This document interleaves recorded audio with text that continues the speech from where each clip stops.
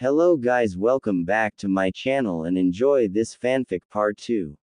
Now let's start the fanfic.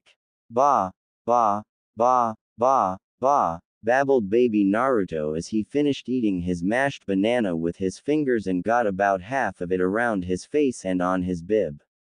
Good boy Naru-chan, you ate all you bananas. Although you got at least half it on your face and clothes, you little devil you, cooed Tsunade as she went to pick up Naruto out of his high chair and smiled at him. Ma, ma, ma, ma, ma, babbled Naruto as he saw his mother coming to pick him up, to which he giggled as she lifted him out of his chair.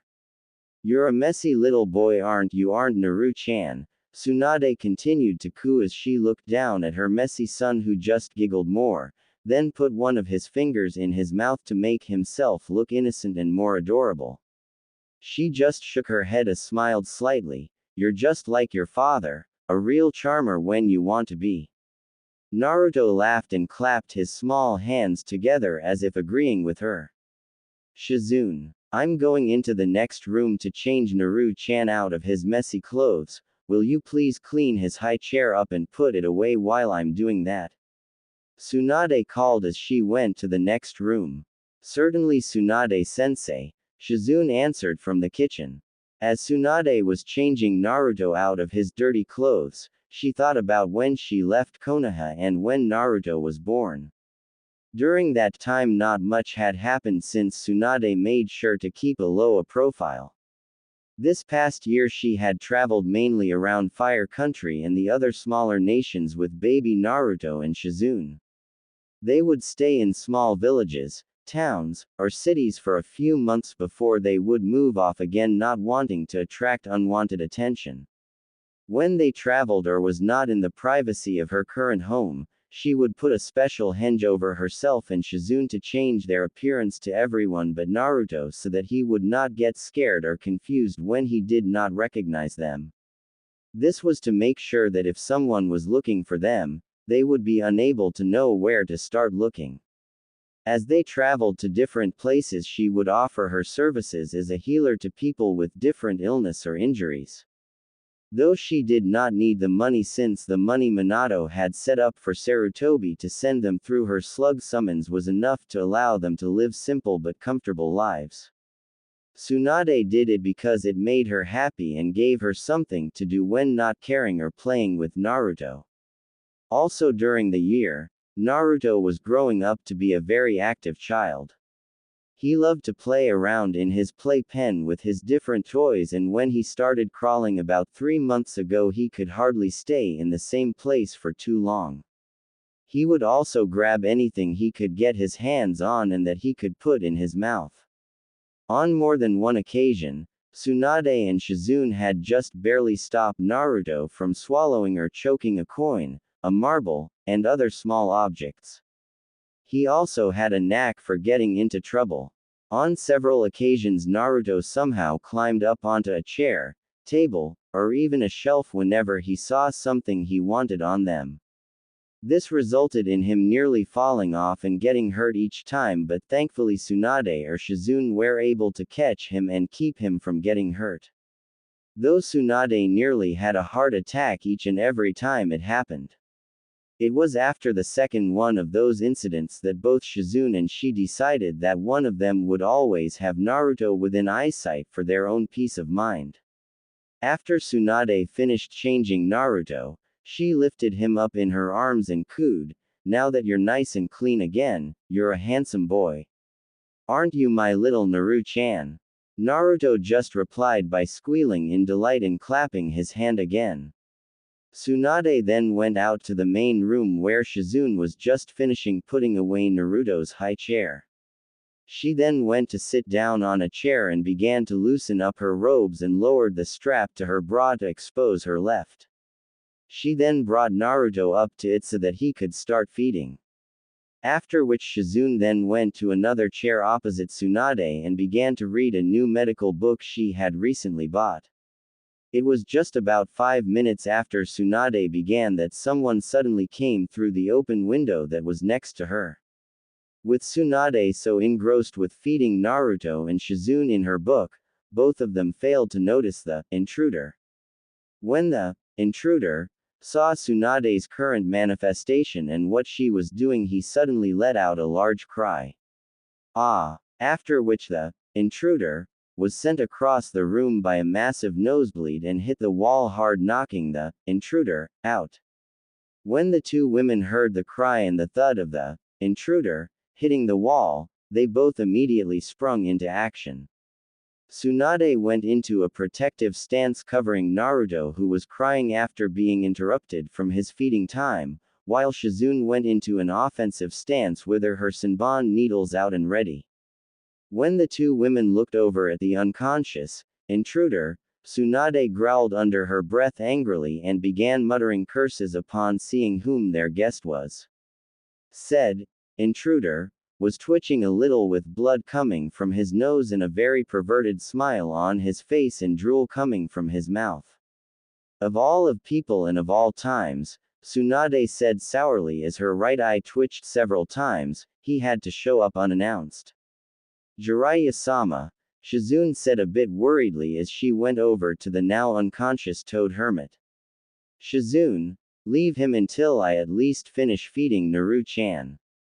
The last thing I need is that perverted toad watching me as I'm feeding the baby, Tsunade angrily said as she tried to calm down the still crying Naruto. Shizune just nodded in acknowledgement and went into the kitchen to get a few things to treat the toad hermit while her sensei finished. 20 minutes later, after Jiraiya had regained consciousness and his composure, long after Tsunade had fully fixed her robes, Tsunade tried to force Jiraiya to clean up the mess he made, but Shizune volunteered to do herself, saying that she didn't want to risk Naruto catching anything from him. Tsunade was sitting at a table with Naruto being cradled in her arms and Jiraiya was across from them. He was smiling as he looked at them since the memory of Tsunade feeding Naruto was still fresh on his mind. Why are you here anyway, Jiraiya? Tsunade inquired with a slight frown. She was still a bit annoyed with him for arriving unannounced in the way he did. Can't a man come every now and then to visit his godson? Asked the smiling sage. Not in the way you do, Tsunade deadpanned. Ah, Harem, don't say that, you make me feel unwanted. Besides, if I had announced my arrival, then I wouldn't have been treated with the heavenly sight that I saw not long ago, Jiraiya replied, grinning like no tomorrow. The boy's living a genuine privilege that is not given to just anyone. I envy his good fortune. Tsunade frowned and snarled at Jiraiya, not missing the perverted meanings behind his statements, while Shizune looked at the older man in disgust. If I wasn't holding Naru-chan right now, you would be halfway flying to Suna right now, Tsunade said through narrowed eyes. Jiraiya just chuckled nervously and decided to change the subject as to why he was really here. Alright Harem, all joking aside, you're right, there is a reason why I'm here, Jiraiya spoke, all humor leaving his face. Immediately Shizune and Tsunade straightened up and began to listen intently to what Jiraiya had to say. As you both know, I left the village to reconnect with my spy network to keep an ear open for any news about anything that may concern you or the Gaki here, Jiraiya said while motioning to Naruto. Both of them nodded since they knew this, although Tsunade did frown at Naruto being called a Gaki but decided to let it slide for now. Currently the other villages are watching Konoha closely to see how badly the military strength was hit during the Kyuubi attack and the loss of Minato. Thankfully Sensei's been able to keep the other villages in the dark about how badly Konoha was hurt, so as far as the other villages are concerned, Konoha is still strong. Plus, Konoha's alliance with Suna is also another thing to make the other villages hesitant to try anything. So I don't believe that they'll try to attack the village, Jiraiya informed, to which Tsunade just nodded for him to continue. Also, no one knows about you having Naruto, so I don't think you have to worry about anyone coming after him anytime soon. But you should still lay low like you've been doing, since we don't want any trouble, especially at this point and time, to which Tsunade was in complete agreement. Another thing I learned just last month, some new group is coming out. They're keeping below the radar so to not attract attention and are highly secretive. From what my informants tell me, they'll be big trouble in a couple of years. What do you mean by that? Asked Tsunade. The group is currently made up of 6 missing nin and not your run-of-the-mill missing nin. These guys are all S-class missing nin, replied Jiraiya. This shocked both the women present. S-class missing nin was the highest types of ninjas there were, except for few others who was credited with being given a double S-class rank, those being Tsunade's grandfather Senju Hashirama, Sarutobi Hiruzen, Hashirama's arch-rival and nemesis Uchiha Madara, and Naruto's father, Namikaze Minato. It made Tsunade especially worried since shinobi of that caliber rarely ever try to work together since they usually end up fighting oring one another. The only way for any of them to willing work together would be if they were being led by someone stronger than any of them. Tsunade was worried because anyone that was able to get 5 other S-class missing nin working together would have to be incredibly powerful. Do you know who the members are? Tsunade asked. I known one member but that's it.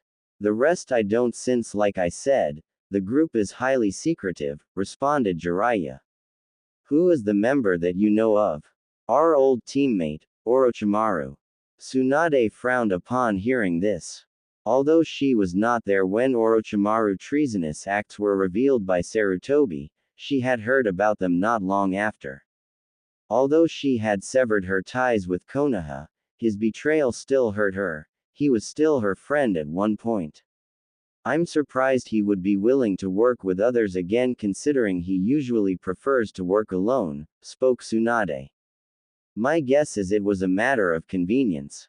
They most likely protected him and helped him elude the Oinin and us. But knowing Orochimaru, he'll most likely betray them like he did us when it suits him best. Tsunade just nodded her head in agreement. So what exactly do they call themselves?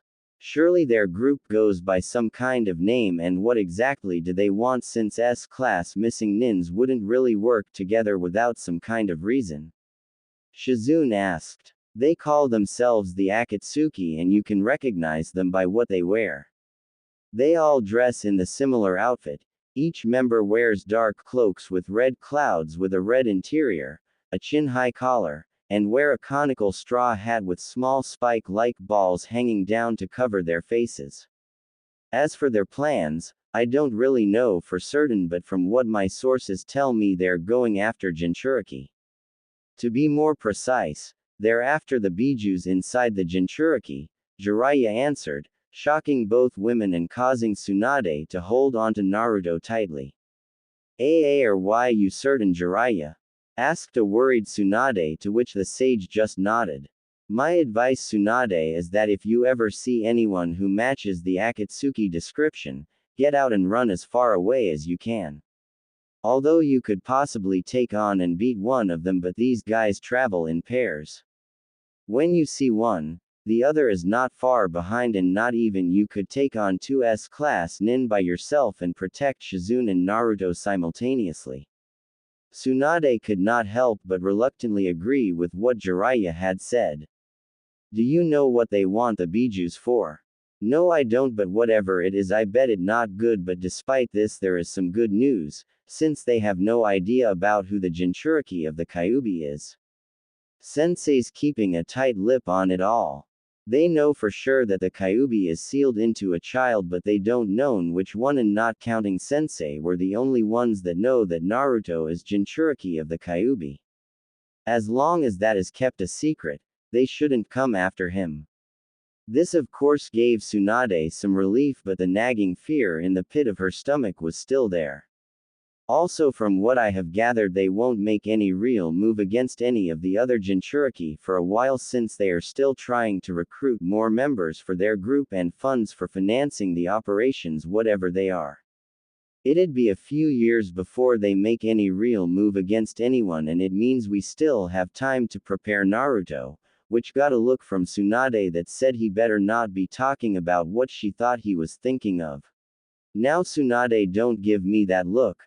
I know you don't want to hear this, but you have to sense it for Naruto's good as well as everyone else's. The Akatsuki members are no amateurs. They will eventually figure or find out that Naruto is the Jinchuriki of the Kyuubi, and when they do, they will come after him. So when Naruto is old enough, we will have to train Naruto to be a shinobi. At this point Tsunade was about to interrupt, telling him no, but before she could, Jiraiya cut her off and continued. Tsunade, like Sensei said, Naruto has the blood of some of the strongest shinobi to ever exist running through his veins, with you being among them as well. I doubt you could stop him from becoming one, and the stronger he becomes the better his and our chances are against the Akatsuki when they do finally come. Also Naruto will have to learn sooner or later that because of whom he is, who he related to, and what he is, he will always have to watch his back. There will always be those who will want to either use or destroy him because of what he may one day become, said Jiraiya with finality. After Jiraiya finished speaking, Tsunade remained quiet and just looked down at her son, who had finally stopped squirming and was falling asleep in her arms. As she did, she found herself silently cursing Minato for the 1000th time for turning her son into a Jinchuriki. After several minutes of just looking down at her sleeping son, Tsunade finally looked back up at Jiraiya. When she did, Jiraiya saw a look of determination in her eyes that he had not seen in many years. If that's the case, then so be it. When he is old enough, we will both train him. If any of these Akatsuki bastard try and take my son from me, they will have to go through me first, and they will find out firsthand why I am a Sannin, said Tsunade with a fire of determination in her eyes. Jiraiya saw this and just smiled and nodded. He could see that the love she had for Naruto and her maternal instincts to protect her child had reignited Tsunade's fighting spirit, one that he thought had long been extinguished. Shizune herself also made a silent vow as well to help with Naruto's training. Although she was not as strong or knowledgeable as either Jiraiya or Tsunade, she would help to protect her godson in whatever way she could. That night, Tsunade was sleeping peacefully in her room. All was serene until Naruto started crying in his crib. Tsunade woke up to this and got up off her futon. Going over to Naruto, Tsunade picked him up and held him, resting his head on her shoulders while gently rocking him in her arms. Naruto soon calmed down and quieted, much to Tsunade's delight. After another minute, Tsunade said thoughtfully, I bet you're hungry, my little Naru-chan. Tsunade sat down on her futon with Naruto and prepared to feed him. Just as she was about to open her night kimono, the door to her room opened, revealing Shizune cradling something in her arms. I'm sorry, Tsunade-sensei, Shizune said. I came in earlier to change Naruto's diaper when you were sleeping, and I was just bringing him back now. I didn't want to wake you. Tsunade then saw that Shizune was cradling a fully awake Naruto in her arms. When the slug Sannin saw that, she knew that something was definitely wrong with this scene. Wait a minute, Tsunade exclaimed. If that's Naruto, then who am I? Looking down at her arms, Tsunade saw that she was cradling a wooden log in her arms. While cradling the log, she turned and saw Naruto, quietly attempting to crawl and sneak away from her towards the opened window. As Naruto was making his way towards the window, he then felt an extreme bloodlust approaching and coming from behind him, as well as the sickening cracking of knuckles that became infamous whenever Tsunade was about to dish out a lot of pain. As he fearfully and slowly turned his head, he thought of one word that he thought might have saved him with puppy dog eyes and the of his right thumb, mama. Sadly, it did not work, and Tsunade sent him soaring out the open window, where she quickly followed after him. The same small figure came crashing hard into the ground, forming a crater in it. The figure transformed back into his real self and was in much pain. He felt several of his bones break and was sore all over. Wow! Jiraiya mourned. So close, Damn that Shizune.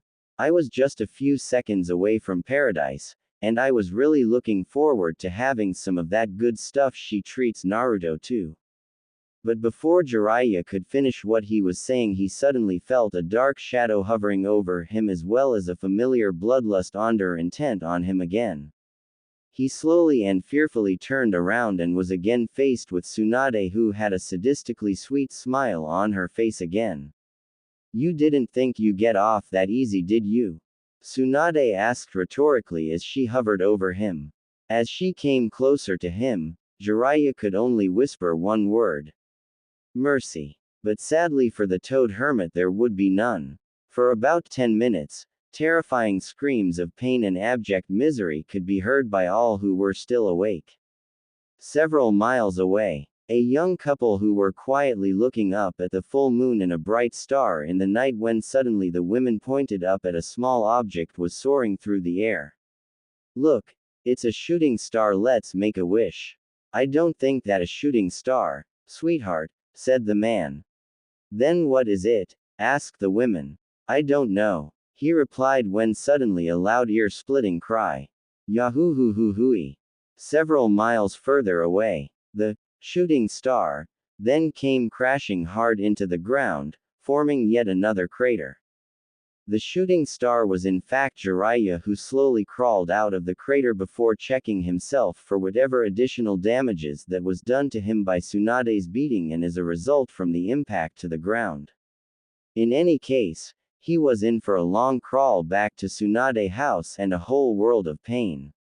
Meanwhile, back where Jiraiya first landed, a very pissed off Tsunade was standing outside the first crater Jiraiya landed in and looking up at the night sky. Damn perverted excuse for a life form, Tsunade stated. I just might him if he pulls that stunt again. After which she then went back to the house to kiss her son goodnight before going to bed again. 1 month later. A month after Jiraiya came to give to his news on the Akatsuki and his failed attempt to be fed by Tsunade, things settled down again. The house even had one new occupant, said occupant being Jiraiya. He had decided to stay for a little while to spend some time with his godson and get to know him a little. In which case, he acted as part-time babysitter whenever Tsunade and Shizune were out helping to treat the villagers. Both women agreed to allow Jiraiya to babysit on the condition that he not try and corrupt Naruto into becoming a pervert like him under the threat of castration and disembowelment with dull kunai and bare hands. It was after a long day from healing a large number of people who had traveled from the outer parts of the village to get Tsunade to treat their various ailments that when she and Shizune came back to the house to find Jiraiya watching Naruto. The baby was playing with 3 small summoned toads that Jiraiya had summoned for Naruto to play with, which Naruto loved doing since he would waddle after the toads as they hop around the room with him trying to catch them. When Naruto saw his mother and Shizune, he squealed happy and waddled over to him mother to hug her, and as he went over to her he said, "Mama," which surprised them since they did not expect Naruto to be speak this way for few more months. Since he had shown no real signs of trying to speak other than babbling. Tsunade then picked up Naruto and asked, "What did you say, Naru-chan?" "Mama," repeated the blonde baby. This caused her to hug and cry in joy for her son at speaking his first real word. "What a smart boy you are, Naru-chan, you only started walking a few weeks ago and now you're starting to talk." "Naruto, can you say Hakubo, auntie? Can you?" asked Shizune as she gained Naruto attention. Nei-chan, Naruto said. "I doubt you'd get any better than that, Shizune," Tsunade chuckled. "Oh well, I guess being his Nei-chan isn't so bad," replied Shizune as she grabbed little Naruto's nose and wiggled it a little, which made him laugh. "Hey Naruto, do you know who I am? Do you?" asked an excited Jiraiya when he came up to Naruto to find out what he'd call him. Pervert, replied Naruto as he pointed at Jiraiya, causing the sage to face fault and Shizune to giggle loudly while Tsunade smiled and laughed even harder.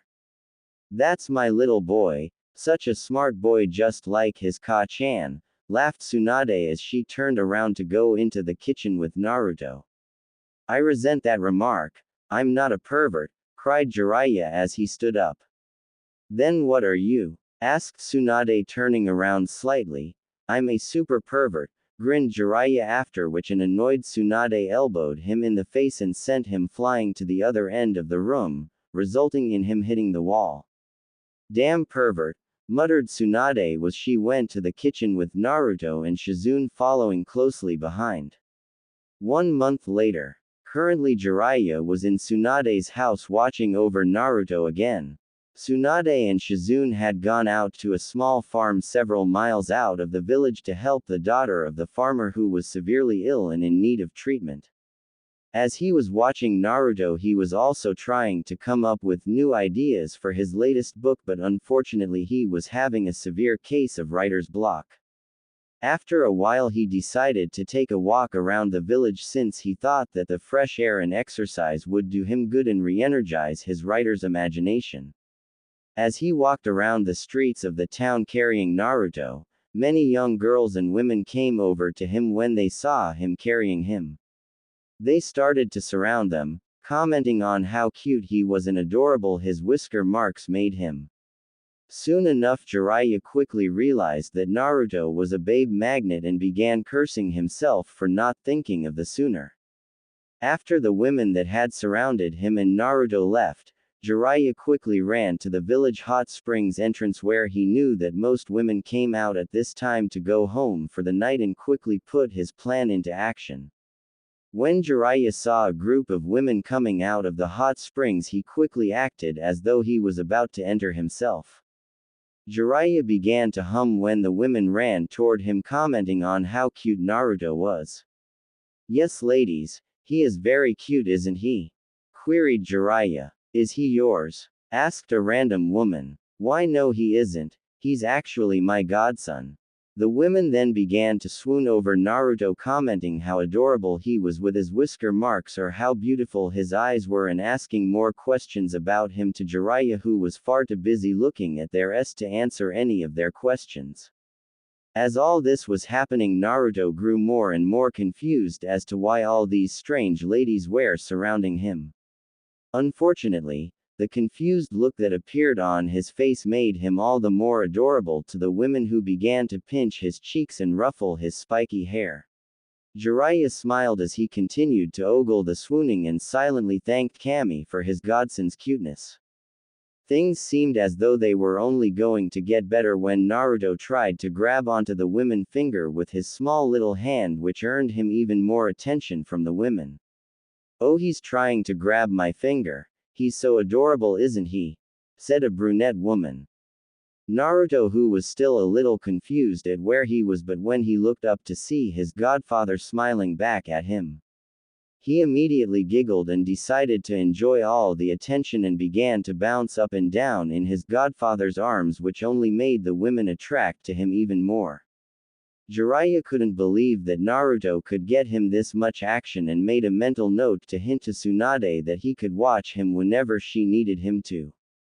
Jiraiya began to think about how he could milk this even further when he suddenly remembered the time when Naruto wouldn't stop crying when he first babysat for Tsunade, and he summoned a toad which he almost squeezed into oblivion. Jiraiya smirked and patted himself on the back for his brilliant thinking, and then quickly summoned a small toad and ordered the toad to hop into Naruto's view. While Naruto was hopping up and down in Jiraiya's grasp, the toad jumped onto Jiraiya's shoulder. Naruto immediately stopped bouncing when he saw the toad and began to reach for it. The women awed at Naruto's actions and became even more infatuated with the young boy when he was able to get a hold of the toad and begin hugging it for dear life. Unfortunately, as Jiraiya was busy trying to make his move on the young village women, Tsunade and Shizune were entering the village after finishing with helping to treat the daughter of the farmer. They then decided to head for the hot spring to relax a little before returning home, since they believed that they deserved a little downtime after helping the young girl. When they were nearing the hot spring entrance, they saw a large group of women surrounding a tall white-haired man with a small blonde-haired boy in his arms who was squeezing a poor toad to near death. Tsunade quickly realized that the blonde boy was her son and the tall white-haired man was Jiraiya. She then quickly realized that Jiraiya must have been using her son to attract women. When she realized this, one thing was on her mind. Kill Jiraiya, slow, and painfully. As Jiraiya was about to make a move on the women, he suddenly felt a sense of dread wash over him and realized that his teammate must be somewhere nearby. Jiraiya's fears were confirmed when he turned around and saw Tsunade stomping right towards him with a very angry Shizune right behind her. She too knew what Jiraiya was doing with her nephew, little brother, godson, and for once she would not try and calm Tsunade down, she would actually help her kill Jiraiya. "Hi Saya, what's up?" asked a very nervous Jiraiya. "Oh, not much. I was just coming back from helping that young farm girl who got ill and decided to come here to relax a little, and then I saw you and Naruto-chan here. I was just wondering why you were here when I thought you'd be at home," said Tsunade all too sweetly for Jiraiya taste. "Oh, well, you see, I just wanted to spend some time with him, and, as you can see, he is very happy," spoke Jiraiya nervously as he tried to come up with a good excuse to avoid being beaten to a pulp by Tsunade and probably Shizune as well. When Tsunade looked at Naruto, he was indeed happily squeezing a poor toad to death. "Well, Jiraiya, tell your friends goodbye because we need to get Naruto back home before it gets too late since it's nearly his bedtime," said Tsunade with a look in her eyes that promised pain when they got back. Jiraiya informed the women that he and Naruto had to go, and all the women sighed though, knowing that the boy's mother wanted him home. So they reluctantly said goodbye to the pair. "So Saya, let's get going," said Jiraiya. "Oh, I agree wholeheartedly," said Tsunade, who took Naruto away from Jiraiya, who began to walk away. "And just where are you going, Jiraiya?" said Shizune, who was twirling her Senbon needles, which made Jiraiya very nervous. "Back to the house like you said." "Oh, we have a much quicker way for us to get there," said Tsunade. Tsunade and Shizune each then placed their hand on Jiraiya's shoulders, and the four of them were shunshed back home. "Well, Tsunade, I should get going. You can put Naruto to bed and I'll go myself since I better get back on the road again," Jiraiya quickly said and tried to get away, but Tsunade grabbed him by the collar and forced him to the ground. Tsunade looked at Jiraiya and then told Shizune to put Naruto to bed while she had a talk with the terrified Toad Sage.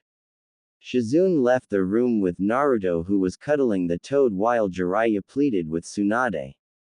"Shizune, before you put Naruto to bed, see if he might be hungry," said Tsunade as she began to crack her knuckles.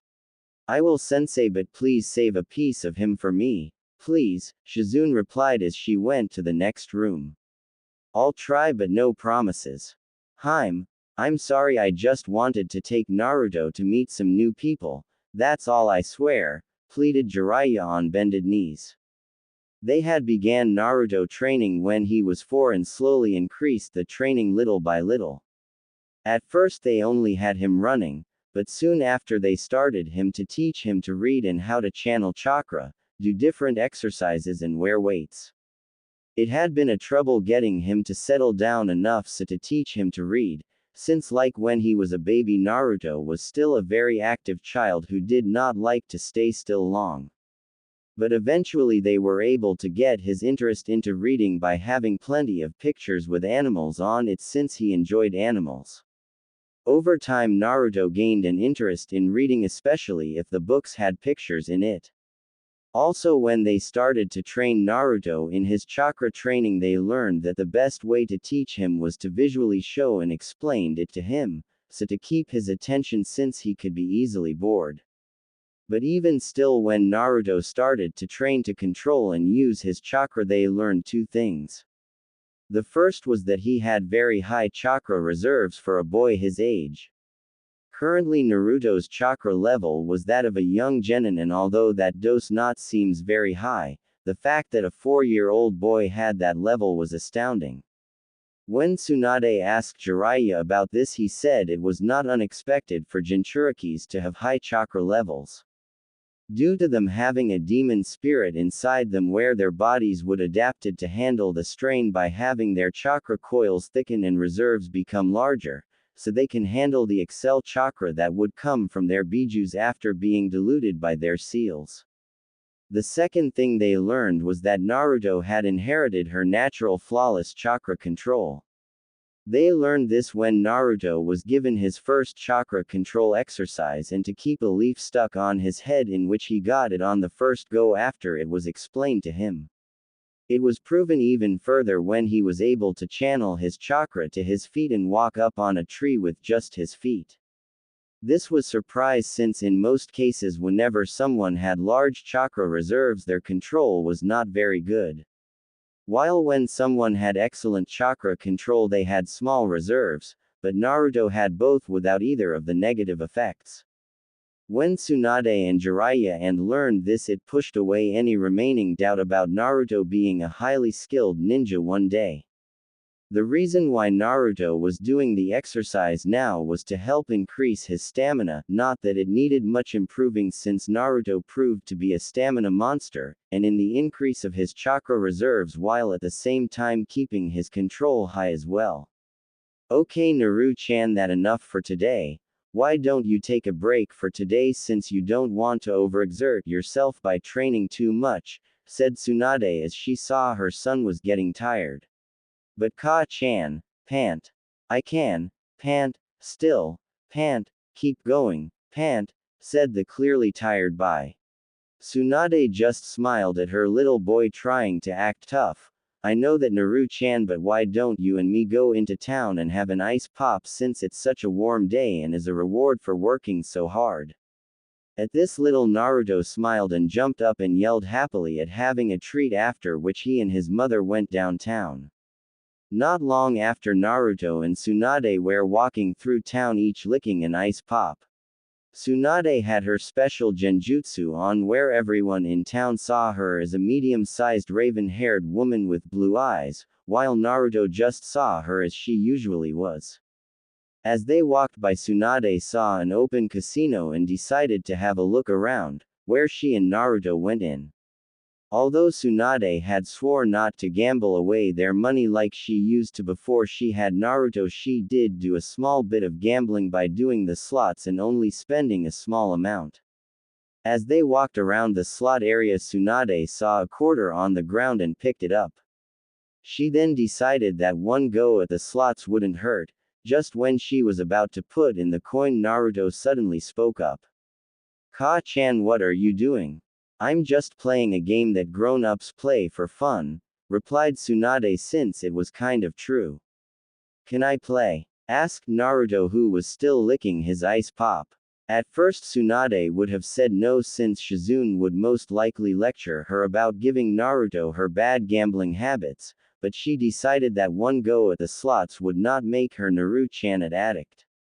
Okay Naru-chan, you can have one go, okay, said Tsunade, to which the young boy just nodded.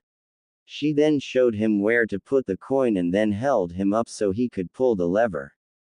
The reels in the machine started to spin for a few seconds before they started to slow down, where the first one stayed on the gold coin image, the second stayed on another gold coin and was followed by a third gold coin.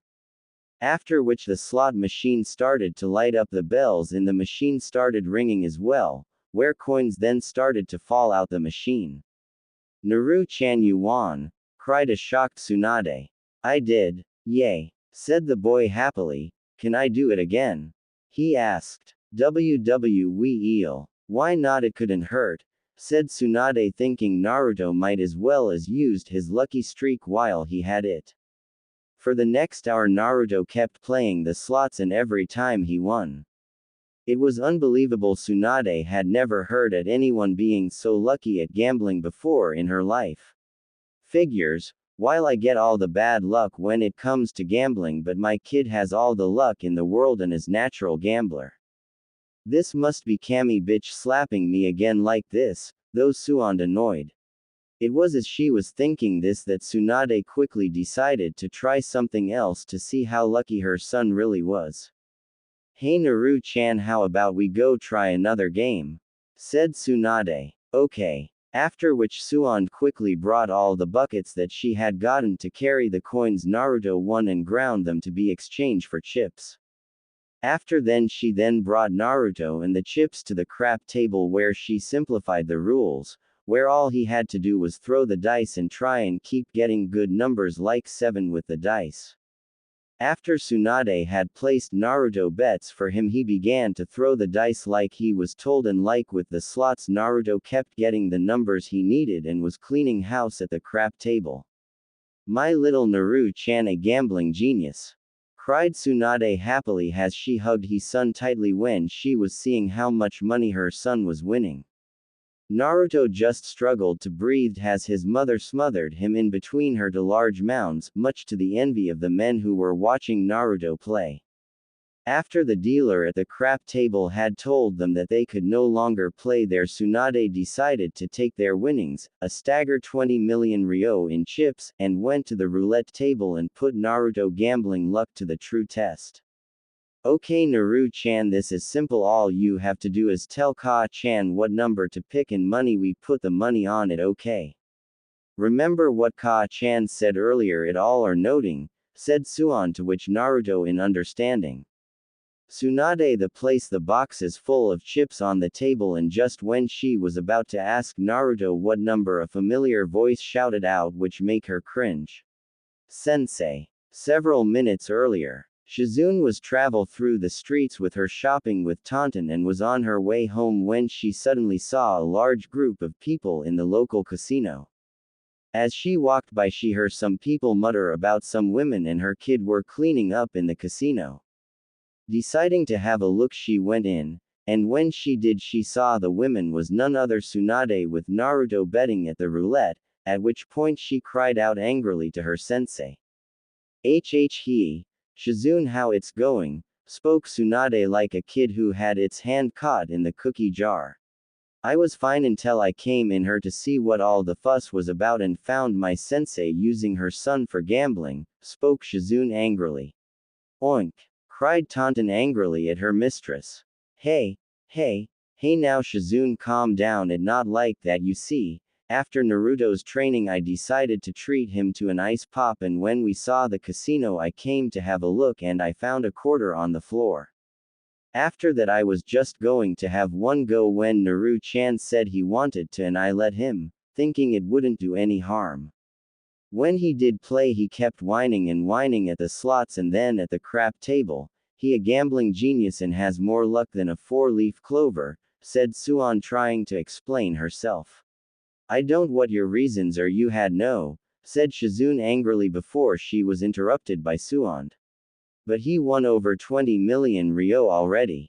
I don't care if he won, said Shizune before she stopped and spoke again. TT 20 million ryo, to which Tsunade just nodded. Shizune was close to fainted when she heard this, but before she could, the man of the roulette table spoke. All bets are closed, one straight up bet. At which the two women turned to see that Naruto had made a bet by himself. Naru-chan, what did you do?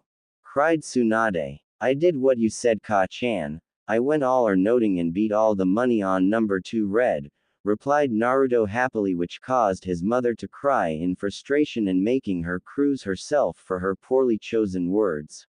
As the roulette began to slow down, the two women were biting their nails out of pure nervousness while Naruto just looked on happily, not truly understand what he had just done.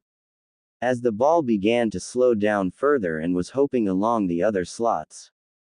I can't watch, cried Shizune as she closed her eyes as her nerves couldn't take the suspense, and was quickly joined by Tsunade as she too closed her eyes, along with Tonton, who was lying down and using her hooves to cover her eyes.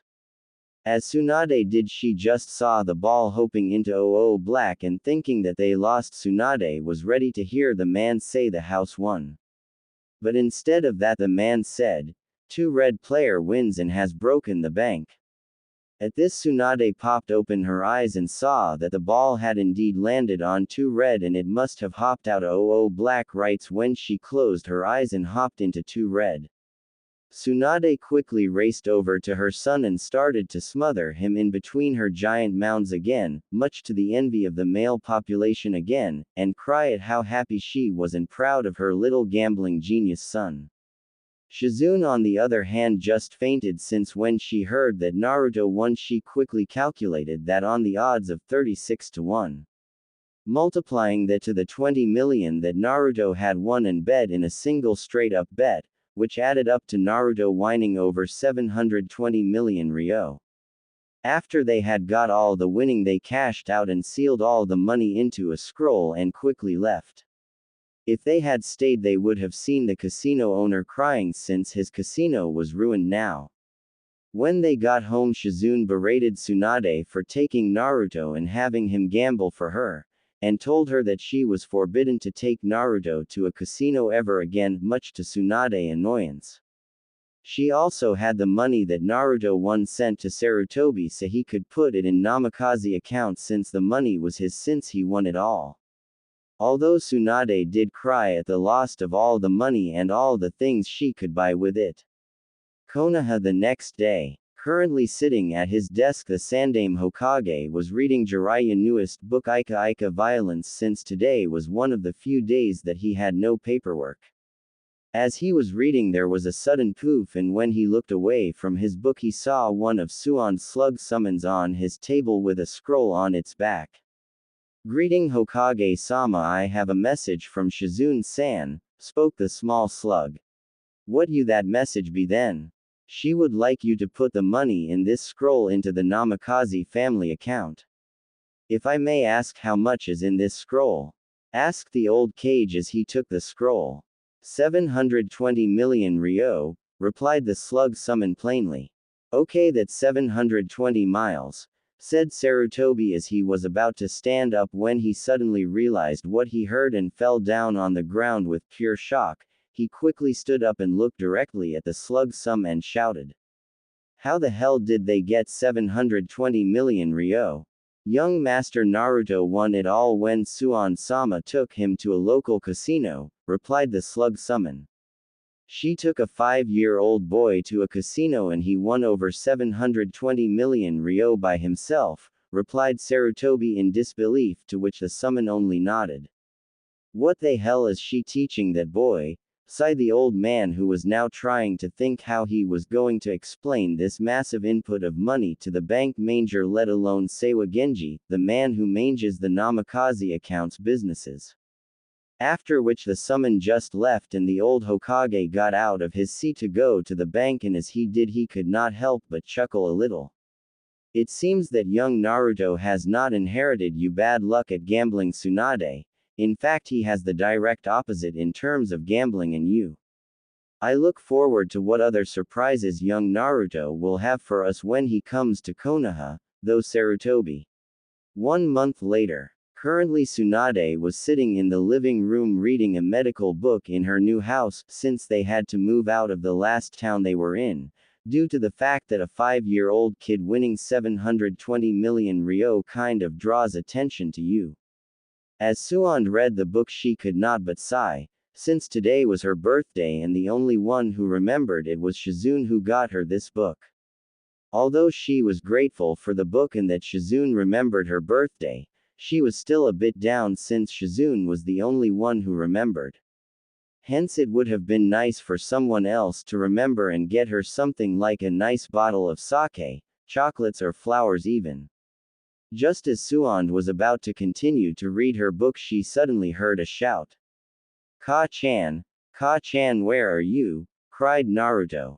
"I'm in here, Naru-chan, what wrong?" answered Tsunade. When Tsunade answered, Naruto quickly ran across the corner to enter the living.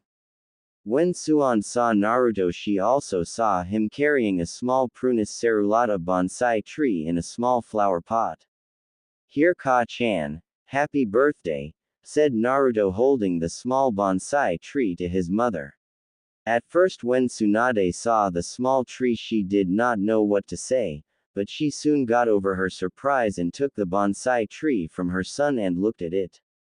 The small tree had smooth bark with pink and with cherry blossom flowers surrounding its small branches. All in all, it was a very beautifully tree.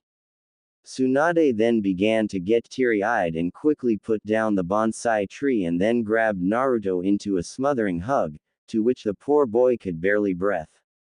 "Thank you, Naru-chan, this is the best gift I've ever gotten," said Tsunade as she hugged her son tightly, who despite being nearly crushed to death by his mother smiled and making his mother happy. After a few minutes, Tsunade let go of Naruto and put her bonsai tree on the windowsill, after which she then turned to her son. "Naru-chan, who told you it was my birthday was today?" asked Tsunade, since she knew Naruto could not have known it and someone must have told him and she had a guess who. "Shizune-chan told me last week," answered Naruto, confirming what Tsunade guessed. "And did she give you to the tree to me as a present?" asked Tsunade, since she suspected that this was Shizune's way of cheering her up a bit, but to her surprise Naruto shook his head. "No, I got it myself," answered Naruto. "Then did she give you the money or it?" she asked, since with the small little bit of pocket money she gave Naruto a week, she knew he did not have enough money to buy it himself, but to her surprise Naruto shook his head again. "No, I grew it," replied Naruto. This of course confused Tsunade, but then frowned. "Naru-chan, now don't lie to me." "But I'm not. I did grow it myself," said the boy. "Naru-chan, I know full well that you can't grow a tree like that in just 1 week," replied Tsunade, frowning more since she did not like her son lying to her. "But I did, Ka-chan. I really did. I tried doing it all week by myself when I bought seeds for it from the flower lady with the pocket money I had, and I finally got it a little while ago," said the boy earnestly, since he did not like being called a liar or having his mother angry at him. "Then show me, Naru-chan," said Tsunade as she folded her arms, since she did not really believe him. Naruto then nodded and led his mother outside, where he then took out a seed packet for the bonsai tree from his pocket shorts. After which he then dug a small hole in the ground and put the seed into it, after which he then covered it with the soil he had dug out when making the hole. After which he then put both his hands over the spot he put the seed in and then started to channel his chakra into the ground where the seed was. What happened next made Tsunade go wide-eyed and start gasping like a fish out of water. Since as Naruto was channeling his chakra, a small sapling appeared between Naruto's hands and started to grow bigger and bigger until Naruto stopped. Where once he hadn't stepped away, Tsunade saw a small but fully grown and equally lovely Prunus cerulata bonsai tree standing next to him. "NN Naru-chan, HH, how on earth, did you do that?" said the stunned Tsunade. "Shizune-chan told me about how great-grandfather Hashirama could grow big giant trees with just his chakra. I tried that, but I couldn't get it, so I bought some seeds and used my chakra to make it grow bigger. It took me a few days, but I was able to do it today, and once I did, I came to give you your gift," said Naruto, as if it was noting and did not truly realize what he had done. When Naruto finished explaining, Tsunade just continued to gasp. "Mokuten. Naruto has the power to use Mokuten, but how? That ability was lost when Hashirama Ojiazan died, and no one in our clan has ever been able to use ability since. So how is Naruto able to do it? Does it have something to do with the Kyuubi? I need to get Jiraiya here and now," though Tsunade, after which she quickly put on a happy face. "I see, Naru-chan, that a very nice trick you learned by yourself. Why don't we go inside now and have a nice bowl of ramen, okay?" "Yeah, ramen," cried Naruto, happy since he loved ramen. Naruto wouldn't be Naruto without his love for ramen. "Oh, and Naru-chan, let's keep you little trick our little secret for now, okay?" said Tsunade. "Okay," said Naruto, not really understanding, after which he and his mother went inside. A few days later, After a few days since the incident with Naruto using Mokuden, Tsunade was able to make contact with Jiraiya through her summons and told him that she needed to speak to him imminently. Soon after Jiraiya arrived in the town that they were staying in and came through the window right when Tsunade, Naruto and Shizune along with Tonton were finishing lunch. When Jiraiya entered the room he was quickly covered in smoke, after which once it lifted they could say he was standing on a medium-sized toad. Listen up, you chicks. Open up your beady little eyes and take a good look. Behold the divine ninja Jiraiya, spoke Jiraiya as he was doing his introduction dance, but before he could finish Naruto spoke up. Hiya Aro Senin. This caused Jiraiya to lose his balance and fall flat on his face in front of them. This in turn caused everyone to burst out laughing at Jiraiya's expense. I told you brat. Stop calling me that. Whined Jiraiya at his wounded pride since his cool introduction dance was ruined by Naruto outburst. But why? Both Ka-chan and Nei-chan say that you're a pervert and you said it yourself, you are a pervert and you are a senin. So that means you're Aro Senin, said Naruto. He got you there pervert, chuckled Tsunade while Shizune giggled and Tonton, oinked, in agreement. I'm not a pervert, I'm a super pervert, cried Jiraiya and he did a ridiculous looking pose which caused everyone else to have a large sweat drop behind their heads. Jiraiya then decided to change the subject from him into why Tsunade had wanted to speak to him so badly. So what is so urgent that you needed to see me so quickly, asked Jiraiya. Naru-chan, can you show, Aro Senin, your little trick, asked Tsunade who was smirking at Jiraiya indignant yell. Okay, replied Naruto as he, Tonton, Shizune, Tsunade and Jiraiya went outside, where Naruto then dug another hole in the ground next to the Prunus cerulata bonsai tree that he grew earlier for Tsunade. After which he then repeated the same process as he did before when she showed it to his mother.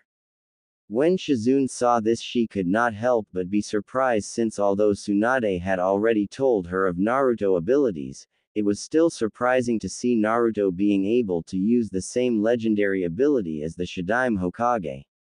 But as surprised as Shizune was, Jiraiya was utterly flabbergasted since even though Naruto was the Shadaime great-grandson, he never expected for Naruto to have the Shadaime Mokuden abilities.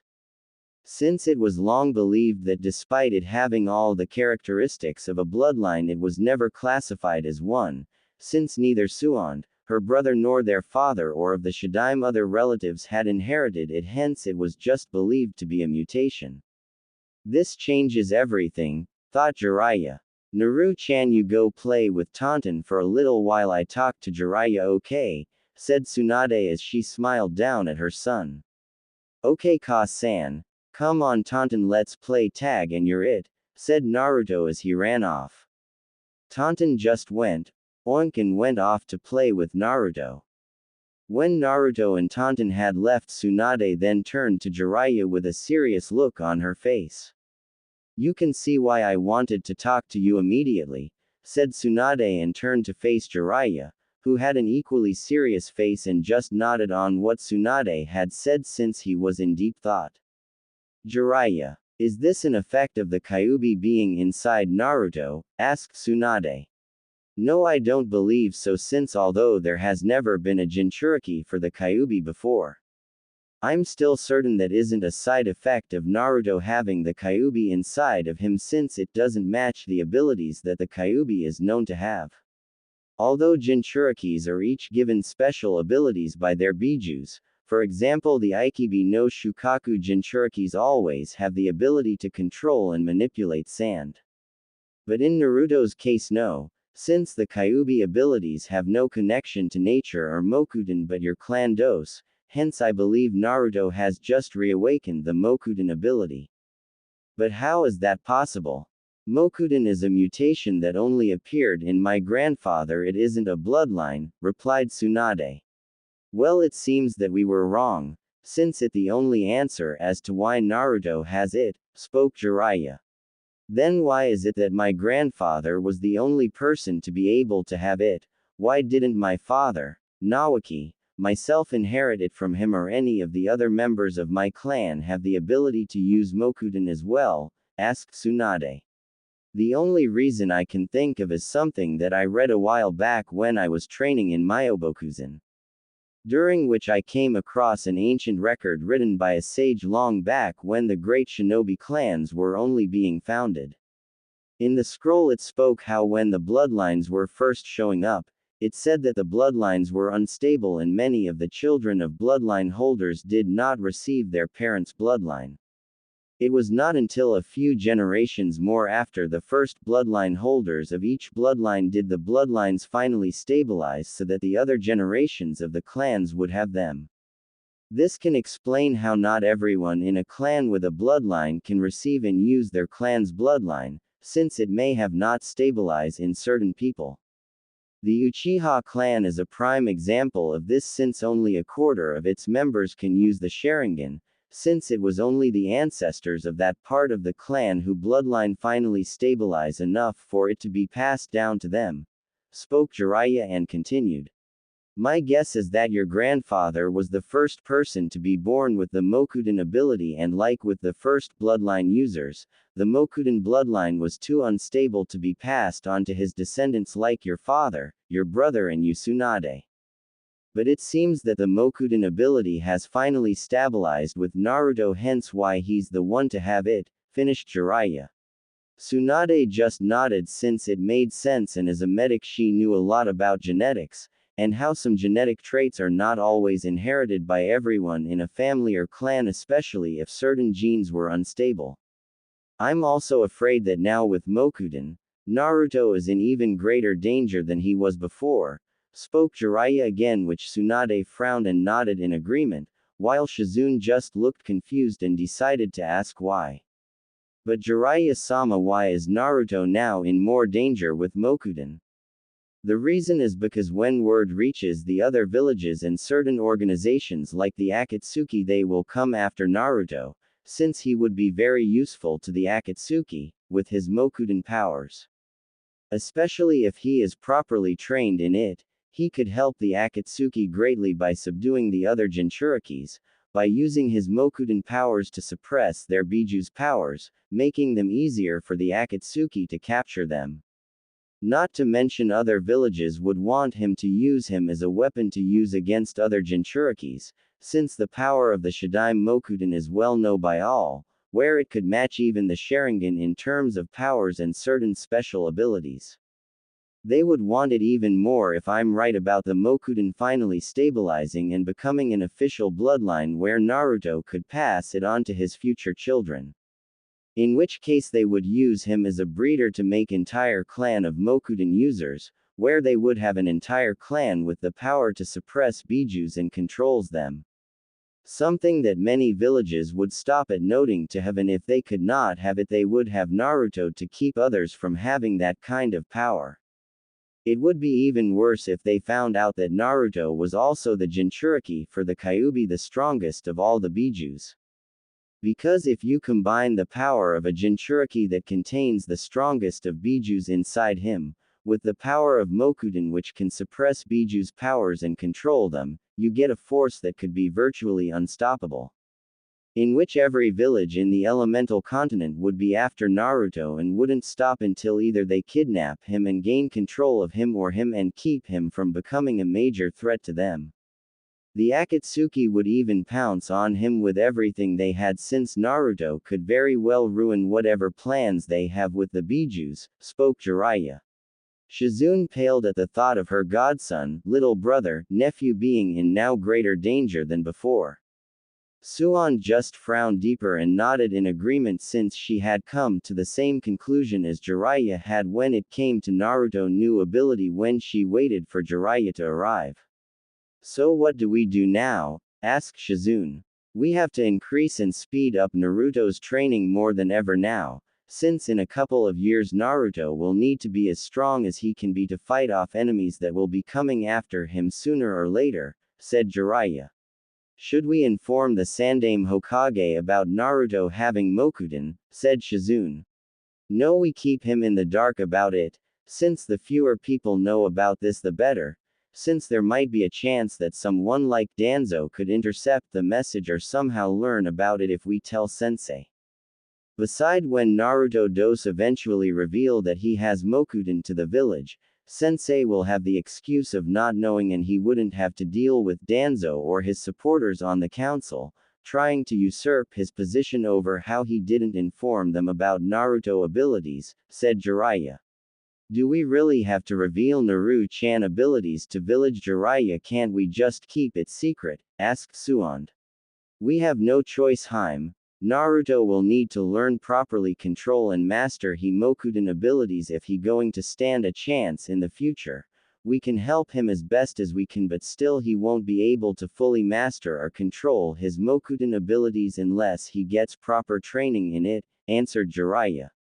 But how can he get training there? Naru-chan is the only Mokuden user in the entire world, said Tsunade. I'm afraid that's where you're wrong, Haim. There is one other, answered Jiraiya with a slight sigh. What? Jiraiya, you're not making any sense. Other than Naru-chan, my grandfather was the only other user to be able to use Mokuden and he dead, replied Tsunade. There is one other, said Jiraiya. Who? Said the annoyed Tsunade, who was getting annoyed with being kept in the dark. You see, back before Sensei discovered Orochimaru's experiments on the people and shinobis in Konoha to develop techniques that would grant him immortality, Orochimaru stole 60 infants and injected them with the Shadaime Hokage DNA in the hopes of recreating the Shadaime Hokage and his Mokuden.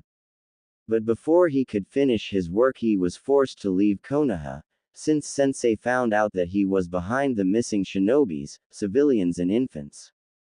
Out of the 60 infants that Orochimaru stole and injected the Shadaime Hokage DNA into, only one survived and received the ability to use the Shadaime Hokage Mokuden powers, replied Jiraiya sadly, since that event had shown how far his former friend and teammate had fallen just to gain power. But Tsunade and Shizune were shocked and horrified at the information, especially Tsunade, since she didn't think that even Orochimaru would do such a thing.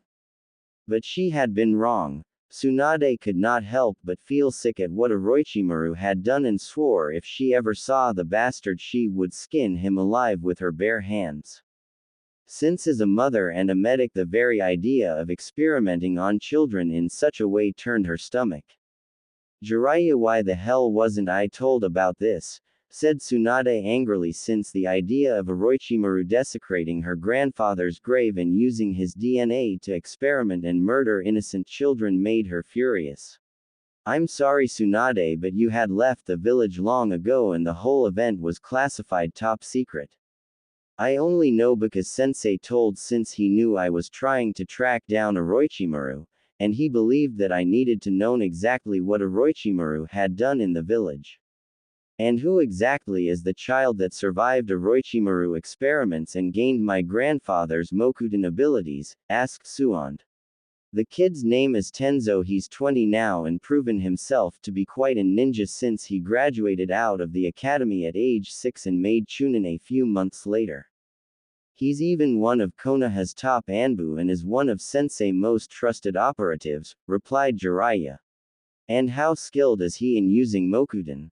Asked Tsunade, although she was impressed with Tenzo's skill if what Jiraiya said was true. According to Sensei, he completely mastered the Mokuden jutsus that he learned from your grandfather's scrolls in the Senju clan library, although cannot use the Mokuden techniques to its full potential. Hence his full power pales in comparison to that of your grandfather. But despite that, he can help Naruto greatly in training in how to use it, and possibly Naruto will be able to surpass him and use Mokuden to the same level as your grandfather could. Which it would be very likely, since he is a pure-blooded Senju and the directed descendant of the Shadaime Hokage, hence why he would be so valuable to certain people. Finished Jiraiya. After Jiraiya explanation, Tsunade just sighed, although she did not like the fact that her sensei went and took scrolls belonging to her grandfather from her clan's secret library. She understood why he did it and knew he would not abuse that privilege and return the scrolls back to the library. She then looked over at her son as he played with Tauntaun without a care in the world. She wanted nothing more than for Naruto to have a long, peaceful, and quiet life where he could grow up happy.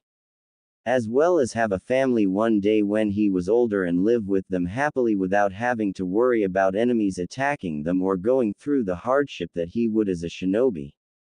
But Tsunade knew that would never happen, and now with his Mokudan powers his life now just got a whole lot harder now.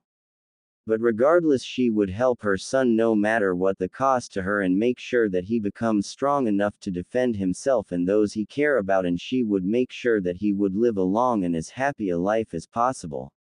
I hope I can count on your help when training Jiraiya because he going to need all the help he can get, said Tsunade. Of course I do whatever I can, since I swore to Minato that I would train the boy when the time came, answered Jiraiya. I will help too, Tsunade-sensei, and even though I might not be as much help to him as you both, but I will help Naruto in any way I can, spoke Shizune. Thank you, Shizune, I knew I could count on you, said Tsunade. So when should we start? Asked Jiraiya. We start tomorrow. We'll let him have today off, since he's not going to have much time to be a kid for a while and he might as well enjoy it when he can, said Tsunade, to which both Jiraiya and Shizune nodded and watched Naruto play with Tauntaun along with Tsunade. 2 months later. Ever since Naruto revealed to Tsunade and Jiraiya that he had inherited his great-grandfather Mokudan ability, Naruto was trained even harder than he was before. Tsunade helped him with his chakra control exercises, not that he needed much help since he had inherited her natural flawless chakra control, where he was now walking on water and was balancing small tin objects like a dull kunai on the tips of his fingers. She also helped Naruto with his physical training, where she increased his weight little by little and had him do lots of running and different exercises. Tsunade also planned to help Naruto with his fighting skills, where when he was a bit older she would put him through her special dodge training, much to Jiraiya and Shizune worry. Shizune helped Naruto how to aim and throw senbons, shurikens and kunais, as well as help him improve on his reading and writing. She was also planning on helping Naruto to study medical books when he go a little older so to understand them better, since Tsunade wanted to train Naruto to be a medic. So that if he was ever hurt he could heal himself, since he had the control needed to make a medic, and with the proper training, and if they start early enough where they get Naruto settled in to become a medic nin, he would make a fine medic. Jiraiya was now just planning on helping Naruto to train by helping him to learn jutsus, where he planned to teach him just the basics like Henge's transformation technique, Shunshin no Jutsu, body flicker technique, Kawarimi no Jutsu, body replacement technique, and Bunshin no Jutsu, clone technique. After Naruto had finished mastering them and be able to use them in the right types of combinations, he then planned to teach Naruto a few more slightly more powerful jutsus when he got older. He did it this way since Jiraiya knew it did not matter how many different highly powerful jutsu a person have, if they did not know how to use them correctly then they were useless. Also he knew that if a person completely masters the basics and knows how to use them correctly then they would nearly unstoppable. Jiraiya also planned that when Naruto got a little older he would teach him Fuinjutsu, and with any luck the kid would be like his old man and be a genius at it. It was at this time now that Jiraiya had arrived on Naruto's 6th birthday to see Naruto and start to train him in jutsus.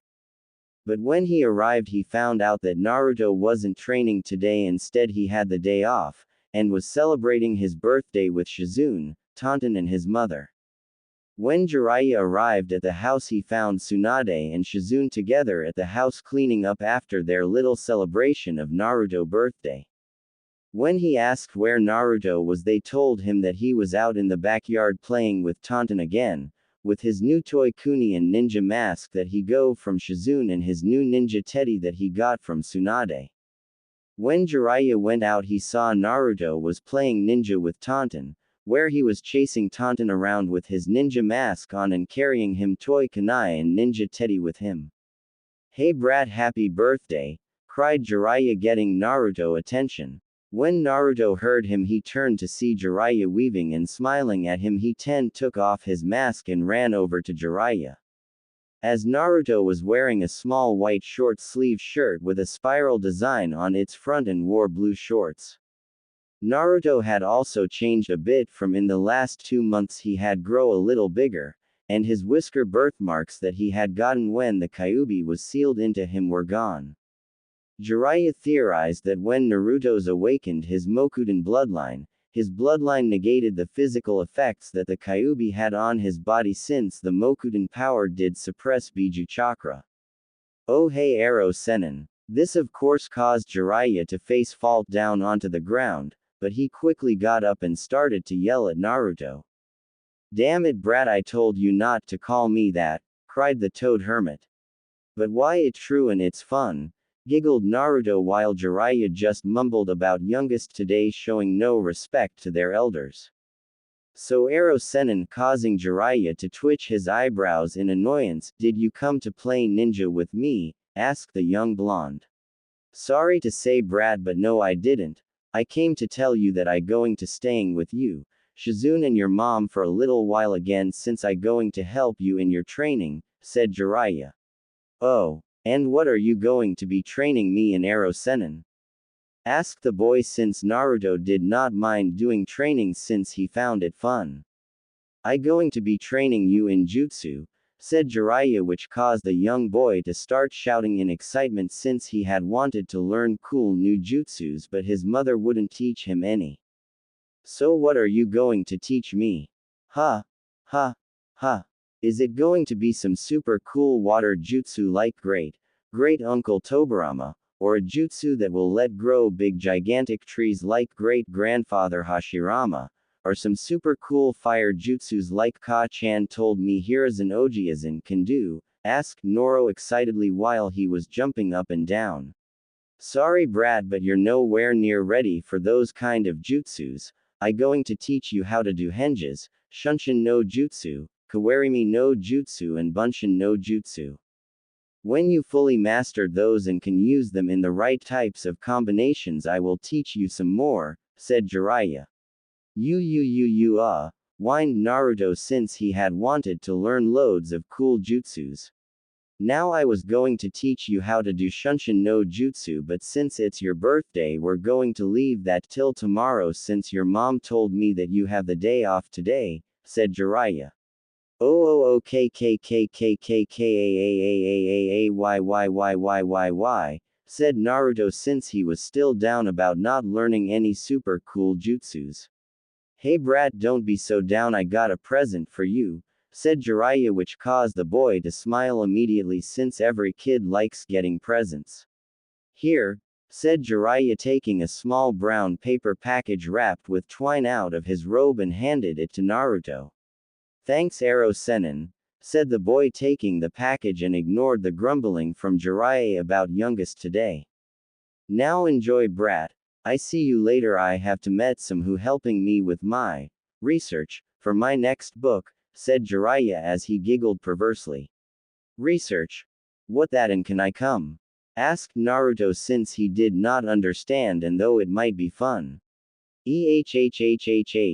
Sorry brat, you can't, it grow up stuff, maybe next time when you're older, said Jiraiya quickly, since even he had morals when it comes to taking little kids with him on his research. Besides, he knew that if did something like that, Tsunade would beat him within an inch of his life and have her slug summon Katsuyu melt off his balls with her acid. Okay, replied Naruto as we went off to open his present, while Jiraiya shunshined away. 10 minutes later in town. Jiraiya was in a small alley near the town local hot spring waiting for the person he had arranged to meet her. Soon enough, a young short brown-haired man with brown eyes and wearing a white shirt and trousers came out of the entrance of the hot spring, and quickly ran over to the small alleyway that Jiraiya was waiting in. So did you get them? Asked Jiraiya eagerly. Yeah, I got them, but I nearly caught a few times when I was taking the photos, said the man, holding up over 3 dozen photos of different young girls and women in the hot spring, wearing noting but towels or noting at all. The young man who took the photos was a towel boy who worked in the hot springs collecting the towels of the women after they had finished in the hot springs and gotten dress. Jiraiya had met the boy when he was in the town on his way to Tsunade house and quickly learned that the young man was a fan of his books, and he also learned that he worked in the local hot springs. So naturally Jiraiya made a deal with the young man where in return for a little payoff, the boy would take photos of all the different young and attractive ladies who went into the hot spring for Jiraiya. Jiraiya quickly grabbed the photos and started to look through them. He then began to grin perversely and developed a large nosebleed and began to drool a little. The young man coughed loudly to get Jiraiya's attention away from the photos and onto him. I believe Jiraiya-sama, you owe me something, since I held up my end of the deal, spoke the young man. You're right, I do, said Jiraiya as he then quickly took out another small brown paper package wrapped with twine and handed it to the young man, who took it eagerly and began to quickly rip open the package. Pleasure doing business with you, said Jiraiya as he began to walk away and look back at the photos, thinking about all the different types of inspiration these photos would give him. But before he could fully walk away, he was stopped by a sudden cry from the young man. Is this some kind of joke? Cried the young man angrily. What are you talking about? Asked Jiraiya as he turned back to the man. I mean, this isn't what we agreed upon, said the man holding up a book to Jiraiya's face. The book read, The Tale of the Utterly Gutsy Shinobi. Wait a minute, this is the book I gave Naruto for his birthday. But if this is it, then that means the book I gave Naruto was, oh dear sweet Kami no. Thought Jiraiya in his mind as he realized what he had done and quickly snatched the book from the man and ran with a speed that would make Guy look slow even without his weights. All the while ignoring the angry cries of the young man about noting giving him what they had agreed upon. Several minutes later at Tsunade home. As this was happening, Tsunade was sitting down and was about to get ready for a nice nap, while Shizune was finishing cleaning up in the kitchen and Tonton was lying down next to the chair she was sitting on. But before she could fully settle down, she suddenly heard a cry. Ka-chan, where are you, Ka-chan? After which Naruto then came into the living room carrying a book in his hand. What's wrong, Naru-chan? Asked Tsunade. Ero Sennin gave me this book for my birthday, but I can't read it very well since there are lots of words on it that I can't understand, and the pictures are full of people doing funny things together, said the boy. Well, come over here, Naru-chan, and I read you the story, said Tsunade as Naruto went over to her and sat on her lap, while she began to read the page that Naruto had left open for her to read. Katara began to dress the wounds that Shin had after his fight with the Dark Warrior Ashi. As she dressed his wound, Shin suddenly turned around and caressed her face gently with his large hand. As he did, Katara then began to caress his chest gently with her small gentle hand. As they began to feel one another's body, Shin then suddenly grabbed hold of her chin, and kissed her deeply, pouring in all the passion he could muster and felt for her from the moment he first set eyes on her. At first Katara was caught by surprise by Shin's kiss, but she quickly got over it, and began to kiss Shin with just as much passion as he was and began to pour all her heart and emotions that she had into the kiss. As the kiss deepened, Shin began to explore Katara's body with his hands, where he then began to loosen her sash that was around her waist, after which he began to remove the upper portion of her kimono to reveal her.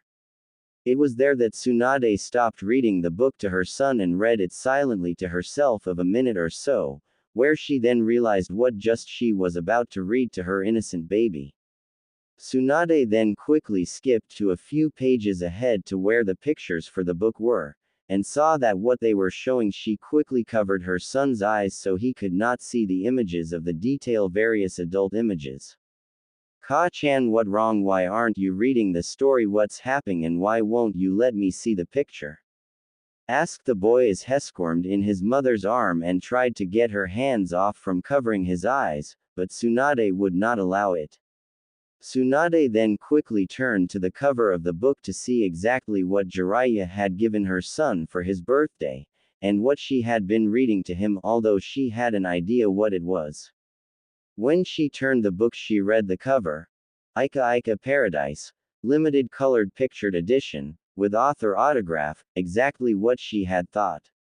That damn perverted excuse for a life form. I warned him what would happen to him if he tried to corrupt my Naruto-chan and turn him into a pervert like him.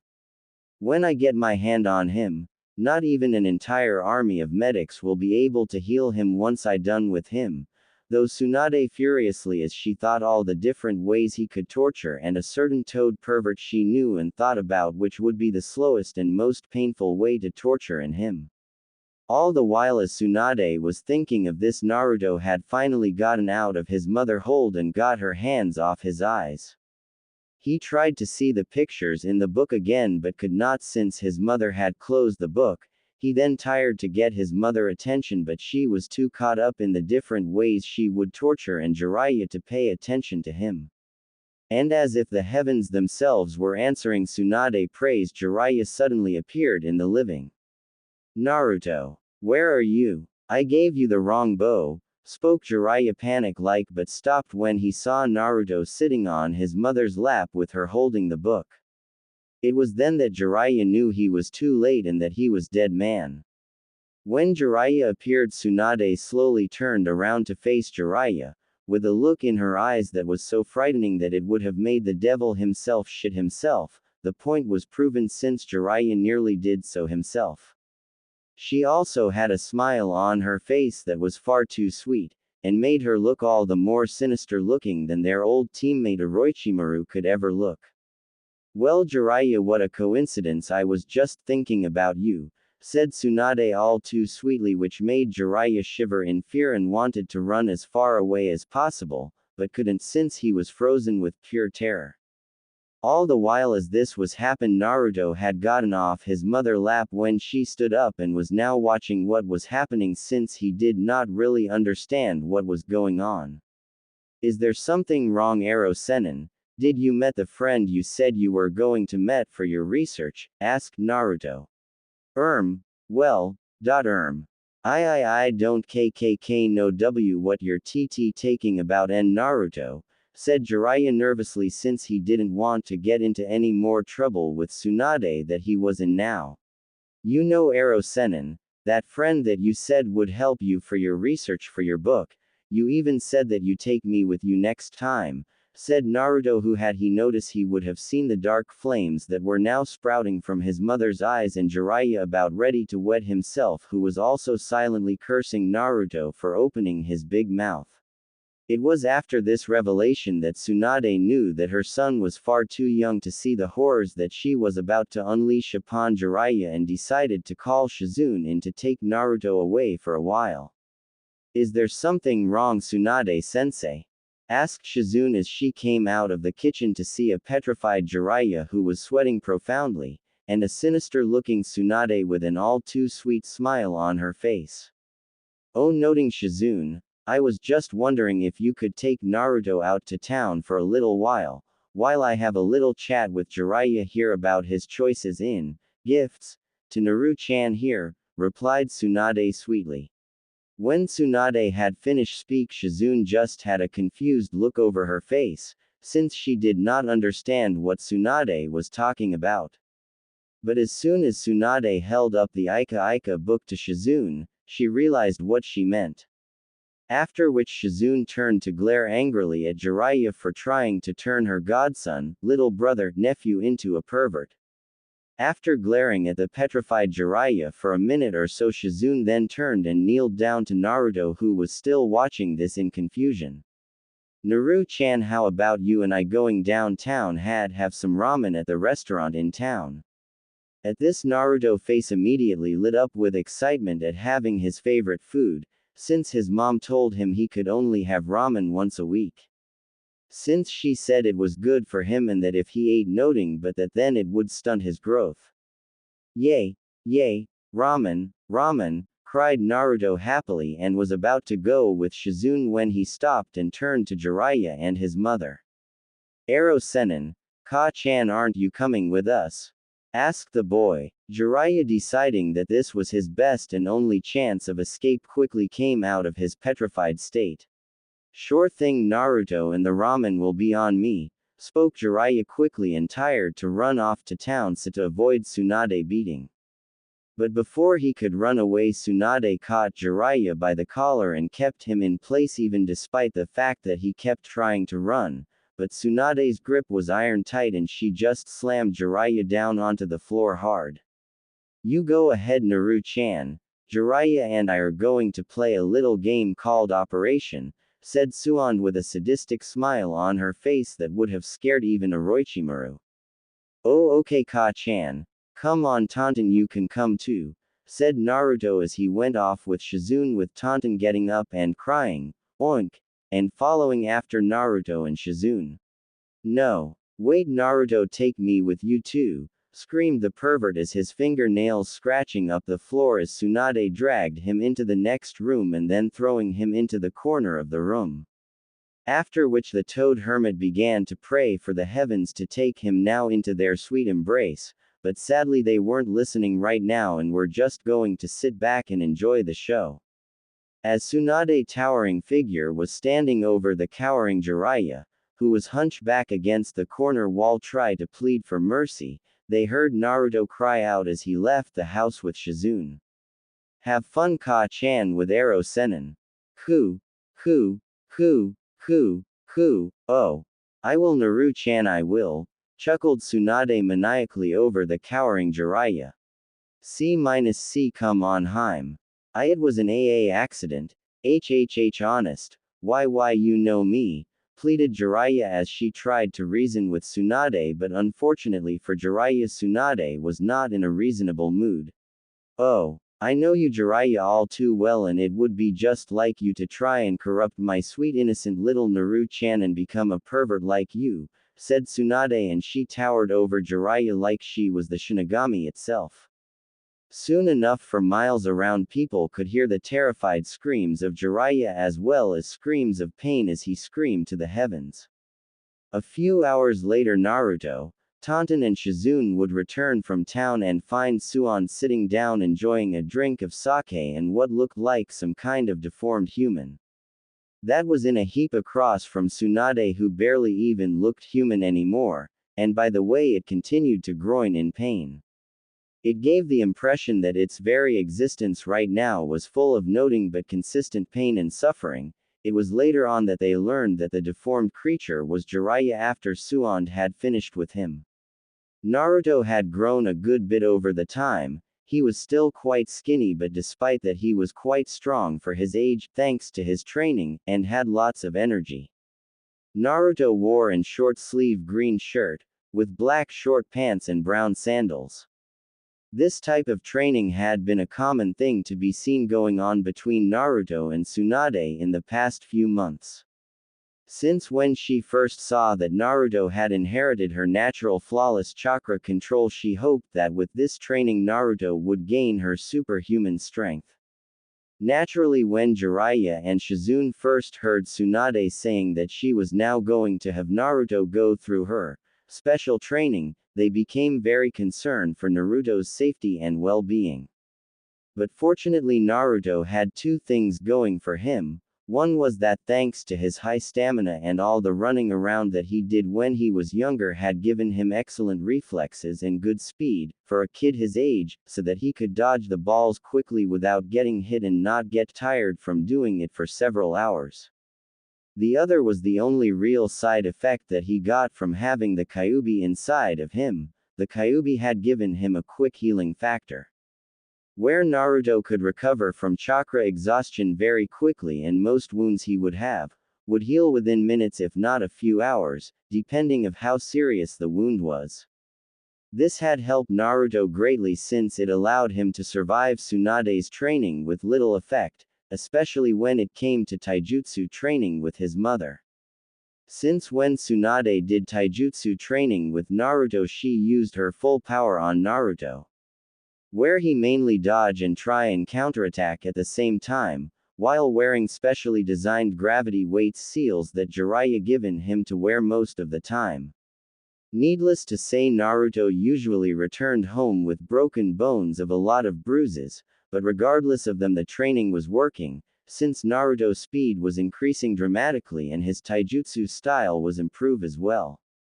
Tsunade even stated at the way he was going Naruto would soon have a firm grasp of her superhuman strength, even though it would still be a couple of more years before he could ever be able to use it to the same level as she could. For several hours Tsunade threw and threw hundreds of dodge balls at her son, where the dodge balls would often explode by the sheer power of the throne, when it hit the ground or a tree. After a while of this, Naruto was starting to get tired of always dodging and decided to strike back. Soon after, when Tsunade threw another dodge ball and shouted, "Dodge!" Naruto leapt into the air at the incoming dodge ball and channeled all the chakra he could gather. As the dodge ball was about to hit him, Naruto did mid-air spin kick and hit the dodge ball with all the strength he could muster with his chakra-enhanced kick. When Naruto kicked the ball, the power he put into the kick was so great that it overpowered Tsunade's throw. After which Naruto's kick blasted the ball right back at Tsunade with twice the velocity that she threw it with. She was so shocked by what Naruto had done that she had barely been able to dodge the ball, which exploded once it hit that spot that Tsunade had been a second ago. After Tsunade had narrowly dodged the ball, she turned to look at her son, who was somehow still standing after putting so much of his remaining chakra into the kick and was breathing heavily from exhaustion. Incredible. Even after constantly dodging all my throws non-stop for most of the morning, he still had enough strength and power to overpower one of my throws at full power. I knew he was slowly getting better at being able to use my strength, but still. I never thought he have enough control over it to be able to block it and hit it back at me with twice as much force as what I threw at him. Not to mention he's still able to stand up after putting so much power into that kick, after doing something like he should be dead on his feet and unconscious on the ground, thought Tsunade in shock, but quickly got over it, and a large smirk appeared on her face. But then again, he is my son after all. "All right, Naru-chan, that enough for today," spoke Tsunade, after which she then started to seal away the large bag that held the remaining dodge balls. "But, Ka-chan, I can still keep going, said Naruto tiredly. "That may be true, Naru-chan, but remember what I said about pushing yourself too far. Now come over here so I can heal you," said Tsunade, where her son was too tried to argue and went over to her to be healed. After a little while, Naruto was fully healed and was itching to start training some more, but his mother wouldn't allow it. "But Ka-chan, why can't I? Since you said the more I train the stronger I get, and I want to get as strong as you, Ero Sanin and the Yondaime," said Naruto. Naruto knew a lot about the Yondaime thanks to all the stories that Jiraiya told him about, although Tsunade didn't really like it, since she was still angry at Minato for turning their son into a Jinchuriki. But Naruto was still unaware of the fact that the Yondaime was his father, since both Suand and Jiraiya had decided not to tell Naruto until he was ready, in case he accidentally blurted it out to someone. Whenever Naruto asked about his father, the subject was always changed.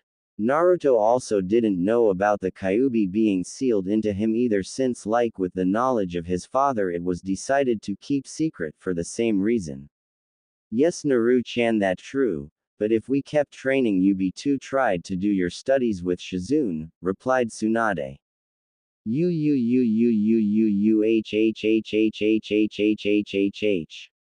"But I like training more," whined Naruto. "Now Naru-chan, you know that your studies with Shizune are just as important as your other training, and if you want to be as good at healing as I am, then you have to study hard," said Tsunade, which convinced her son to agree and start to head home. During the last year, Naruto had become very eager to learn about being a medic, which was a dramatic change from when Tsunade had first hired a few months after his 6th birthday.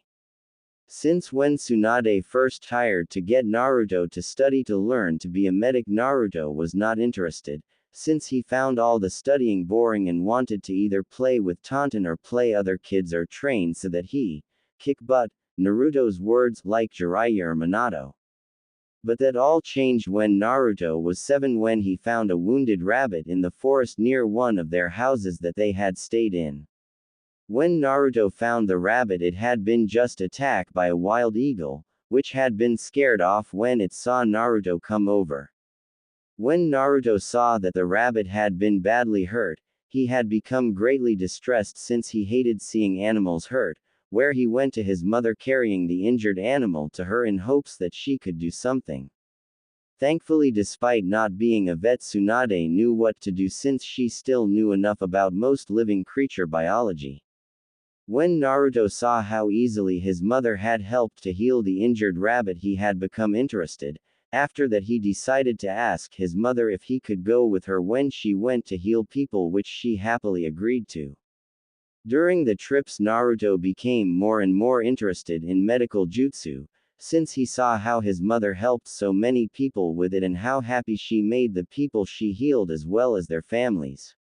It was then after his mother had healed a young girl, whom Naruto had befriended earlier, who had been seriously injured in an accident when she was playing with other children, that Naruto told his mother he wanted to be trained as a medic, much to his mother's joy, since he told her that he wanted to be a butt-kicking combat medic, where he would kick load of bad guys' butt, and help heal people who are hurt at the same time. After Tsunade heard Naruto's little decree, she had agreed to train Naruto to be a medic, even though it wasn't exactly what she had wanted. Suon knew it was the best she could get.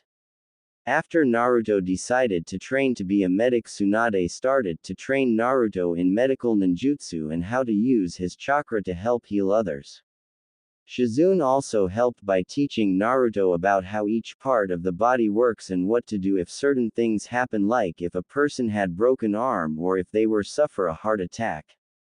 It had been difficult at first, since Naruto found it difficult to try and remember the names of the different organs or bones and what they do for the body. Even despite Naruto's love of reading things and trying to learn from simple easy to read medical books for beginners, he still had trouble focusing on what he was trying to learn. But Shizune had found a unique way to help teach Naruto. For example, putting different cartoon-like faces, as well as imprinting thoughts and feelings onto the pictures of each organ and body, so to help make it both fun and easier for Naruto to focus on them and remember them. She also made up different rhymes or little songs to help Naruto remember the names of the body parts and what they were connected to and do, as well as what to do if with certain injuries happened. Tsunade had naturally been skeptical at first when Shizune had suggested it, but when Shizune applied her idea to help teach Naruto, Tsunade soon saw that the teaching method was working perfectly, since Naruto improved greatly in his medical nin training.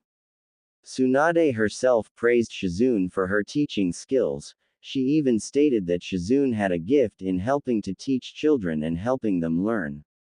This of course caused the young women to blush bright red at her sensei praise, since it was not too often that Tsunade would praise someone.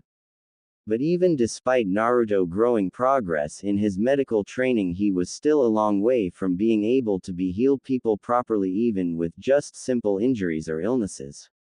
Also, Naruto was now learning about fuinjutsu, sealing techniques, from Jiraiya, where he was teaching Naruto how to seal simple things into scrolls like a kunai, after which when he returned, Jiraiya would then start to teach him other slightly more advanced sealing techniques.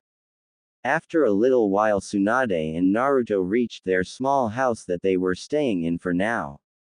When they were about to go in, Shizune quickly came of the house with a slightly concerned look on her face. "Tsunade-sensei, I'm glad that you're here. There is a man here looking for you to help heal someone," said Shizune. "So, what is the problem with that? A lot of people have come here looking for me when they needed to be healed or someone else to be healed," replied Tsunade, since it was common enough for it to happen with her as a healer. "No, he not looking for you. he looking for you, spoke Shizune. At this Tsunade suddenly understood what Shizune meant and narrowed her eyes, since the only people that would know where she, meaning the real her, Tsunade the slug princess, was, where Jiraiya and the Sandame. Naru-chan, you and Shizune stay out here and practice throwing your Senbon needles, while I go inside and talk to the person inside, okay, said Tsunade as she turned around to Naruto with a smile on her face as if there was nothing wrong.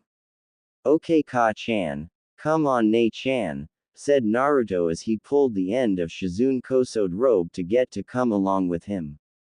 Since he didn't think anything was wrong, since a lot of people came back to ask his mother to heal them or some else. After a quick nod of understanding to Tsunade, Shizune then went with Naruto.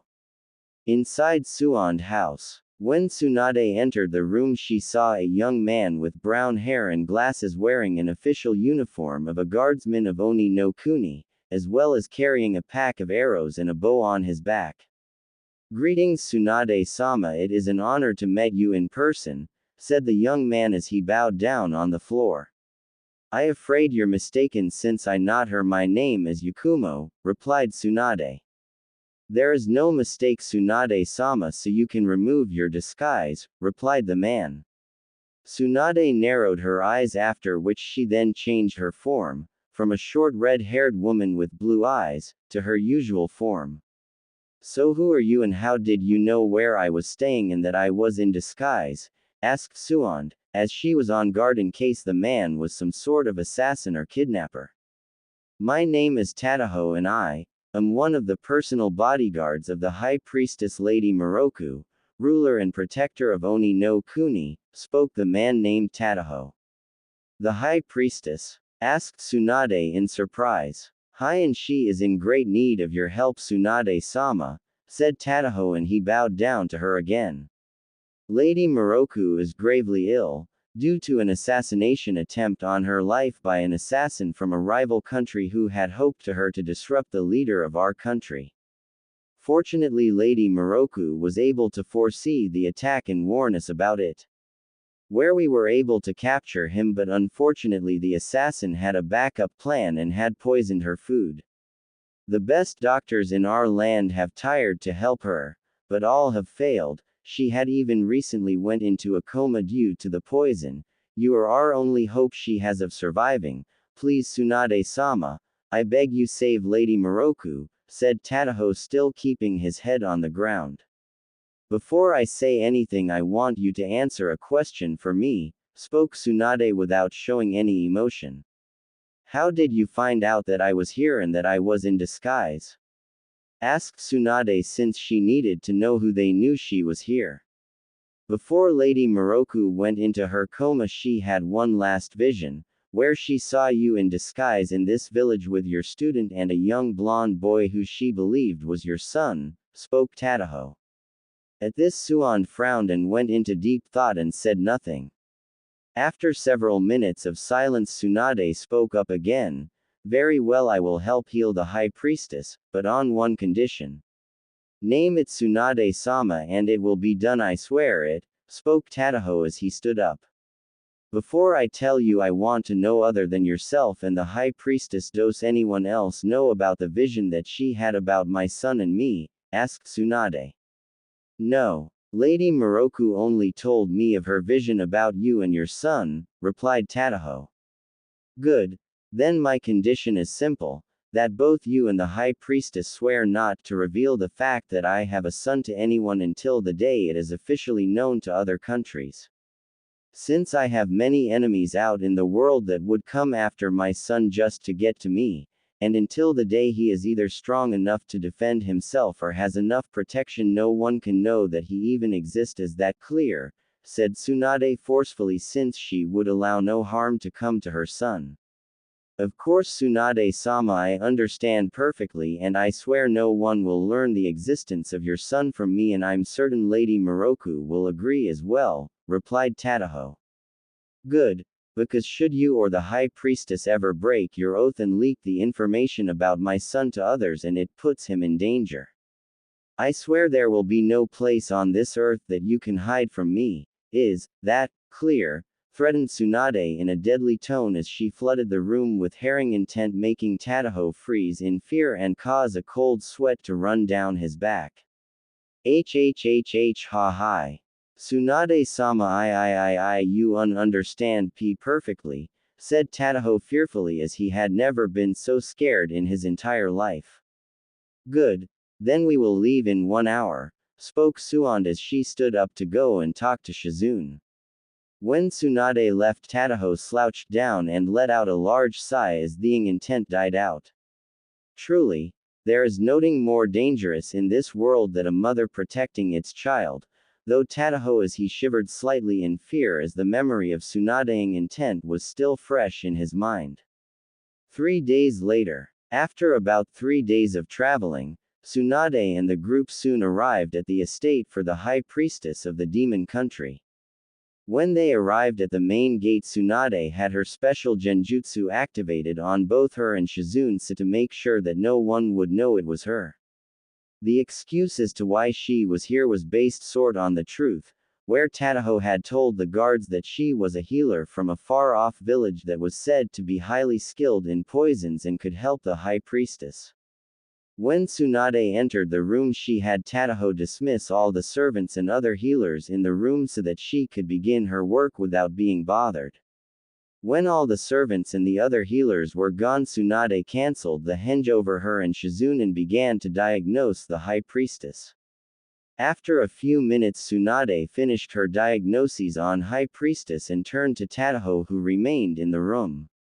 I'm afraid that the toxin that the high priestess has been poisoned with was a highly toxic and highly dangerous one, that even some of the most skilled healers would have difficulty treating, spoke Tsunade. What exactly is the poison, Tsunade-sama, and what does it do? Asked Tadaho. The poison came from a very rare and highly toxic mushroom called the black spotted mushroom. It can be made into a powder, gas or liquid form, where it can be breathed in, injected or digested through food. Once the poison is in the body, it destroys the cells, causing the body and the organs to fail and slowing the person over time. The effects typically include a nagging cough and other undetectable but common symptoms. It is very hard to detect and even harder to cure, said Tsunade grimly. See, can you treat it, Tsunade-sama?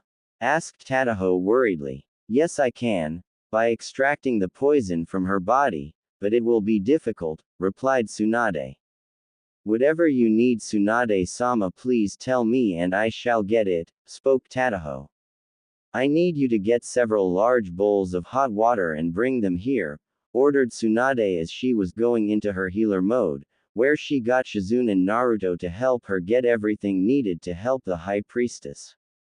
Soon enough, Tadaho had servants bring over 24 bowls of hot water to the door, where he then brought them into the room. Tsunade then had him and Shizune help restrain the high priestess when she extracted the poison from the high priestess' body. Once Shizune and Tadaho had restrained the high priestess and were holding onto her, to make sure that she stayed still. Suan then used her Chakura no Mesu chakra scalpel to make an incision into the one of the affected parts of the high priestess body, after which she used her Seiken Chushutsu no Jutsu delicate illness extraction technique, where she extracted the toxin from the high priestess body. It was a slow process and was quite painfully for the high priestess, for even though she was unconscious, her body struggles in pain. Naruto also did his part to help by changing the water each time for his mother as she slowly extracted the poison from the high priestess body.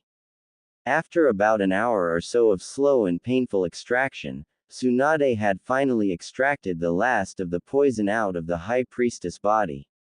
It's done. Virtually all the poison is out of her body now, sighed Tsunade as she wiped the sweat off her brow. Then will Lady Moroku recover? Asked Tadaho hopefully. She should, once I have used some of the extracted poison to help make a medicine that will take care of the remainder of the poison in her body and help her body recover more quickly. I will also stay for a while here to make sure that the High Priestess does not suffer any relapses or something else happens since she is in a fragile state right now. Thank you Tsunade-sama. I cannot thank you enough, we are forever in your debt, said Tadaho as he was kneeling on the floor with his head down in gratitude to Tsunade. To which Tsunade just nodded. Tadaho, do you have a greenhouse area and a medial area I can use so to make the medicine for the High Priestess? Asked Tsunade. Yes we do, I shall have a servant lead you there immediately. Ka-chan, can I help too? Asked Naruto who wanted to help as well. Thank you Naru-chan, but you can't because it's very hard to do and you're not ready yet, why don't you go with Tonton out to the garden and play, said Tsunade.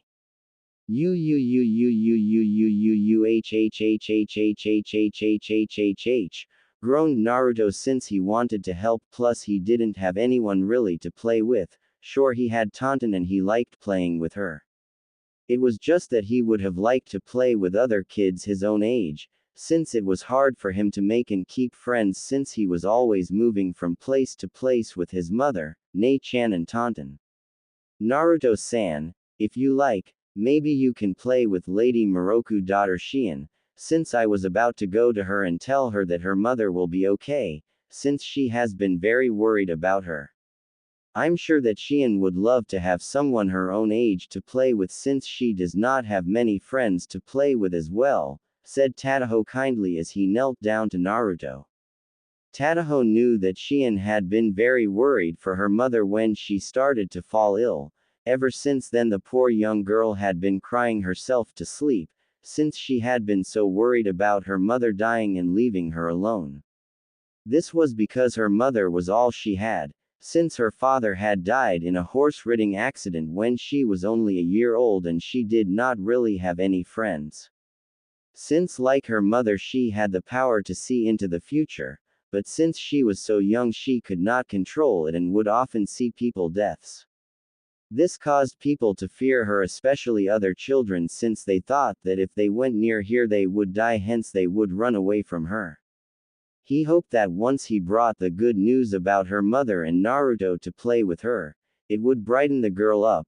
He only hoped that Naruto would not be scared away from Shion, since the girl was desperately lonely and badly needed a friend. When they left the room, Tadaho had 2 guards placed inside the High Priestess room and 2 outside the room, to make sure no more assassins would try to get in. After which he then called a servant over and ordered him to show Tsunade and Shizune, who had their henges back on, where the medical area and the greenhouse area was. After that Tadaho then led Naruto and Tonton, who was following Naruto, to where Shion room was and tell her the good news about her mother.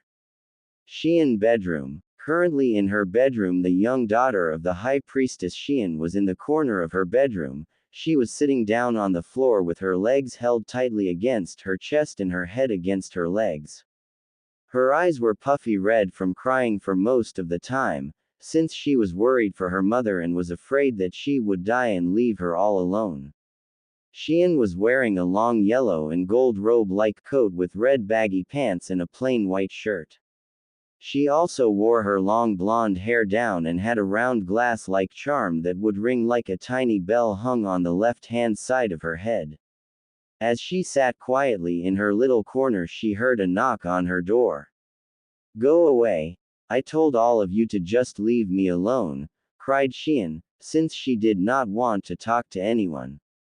Shion-san, it is me Tadaho, I have news about your mother. May I please enter, spoke Tadaho. Okazen, said Shion, after which she let Tadaho in. Okay Okazen DD, said Shion as she tried to say the words she dreaded but found she could not. No she did not Shion-san, said Tadaho since he knew what the girl was thinking. She is actually much better now. I was able to make contact with a healer then lived in one of the outer villages and had her come here to heal your mother. Thanks to her she was able to heal your mother and is now working on a medicine that will help her mother get better. Why yo you mean Okazen isn't going to die? Asked Shion as she dared to hope. Tadaho just nodded to her that it was true, where Shion then ran over to Tadaho and hugged him tightly and started to cry again, but this time with tears of joy. After a few minutes Shion finally stopped crying and looked up at Tadaho and spoke. "See, can I see Okazen? I'm afraid not, Shion-san, since your mother is still in a coma, but I sure she will awaken up very soon, and once she does and has regained some of her strength you can see her. I promise," said Taoho, to which Shion just nodded. "Also Shion-san, I have something else to tell you," said Tadaho, which caused the girl to look at him curiously. "The healer I brought has a son named Naruto. He is about your age and like you he doesn't really have that many friends, since he moves around a lot with his mother. Also since his mother is staying here for a while I thought you and him could meet and become friends since he doesn't really have anyone to play with either." At this Shion began to get worried since she was afraid that like the other children she tired to play with he would run away and call her freak like all the others.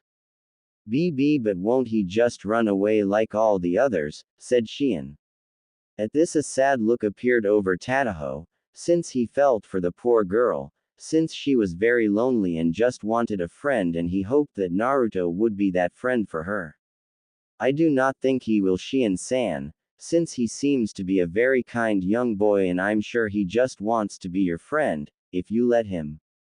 After a bit of convincing, Tadaho was finally able to get Shion to agree to at least talk to Naruto, as long as Taoho was here with her. After which Tadaho then opened the door and brought Naruto in, who was accompanied by Tonton. "Hi," greeted Naruto when he saw Shion, who was hiding behind Taoho shyly. When Naruto greeted her, Shion did not speak and she just hid behind Tadaho for fear of being rejected by Naruto like all the other children she had tired to befriend. Seeing at how nervous and shy Shion was, Naruto decided to go over to her, where he went around Tadaho so that he could face her.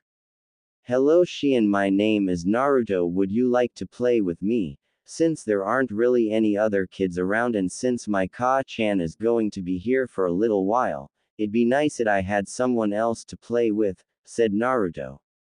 At first Shion said nothing, but after a few minutes Shion suddenly spoke.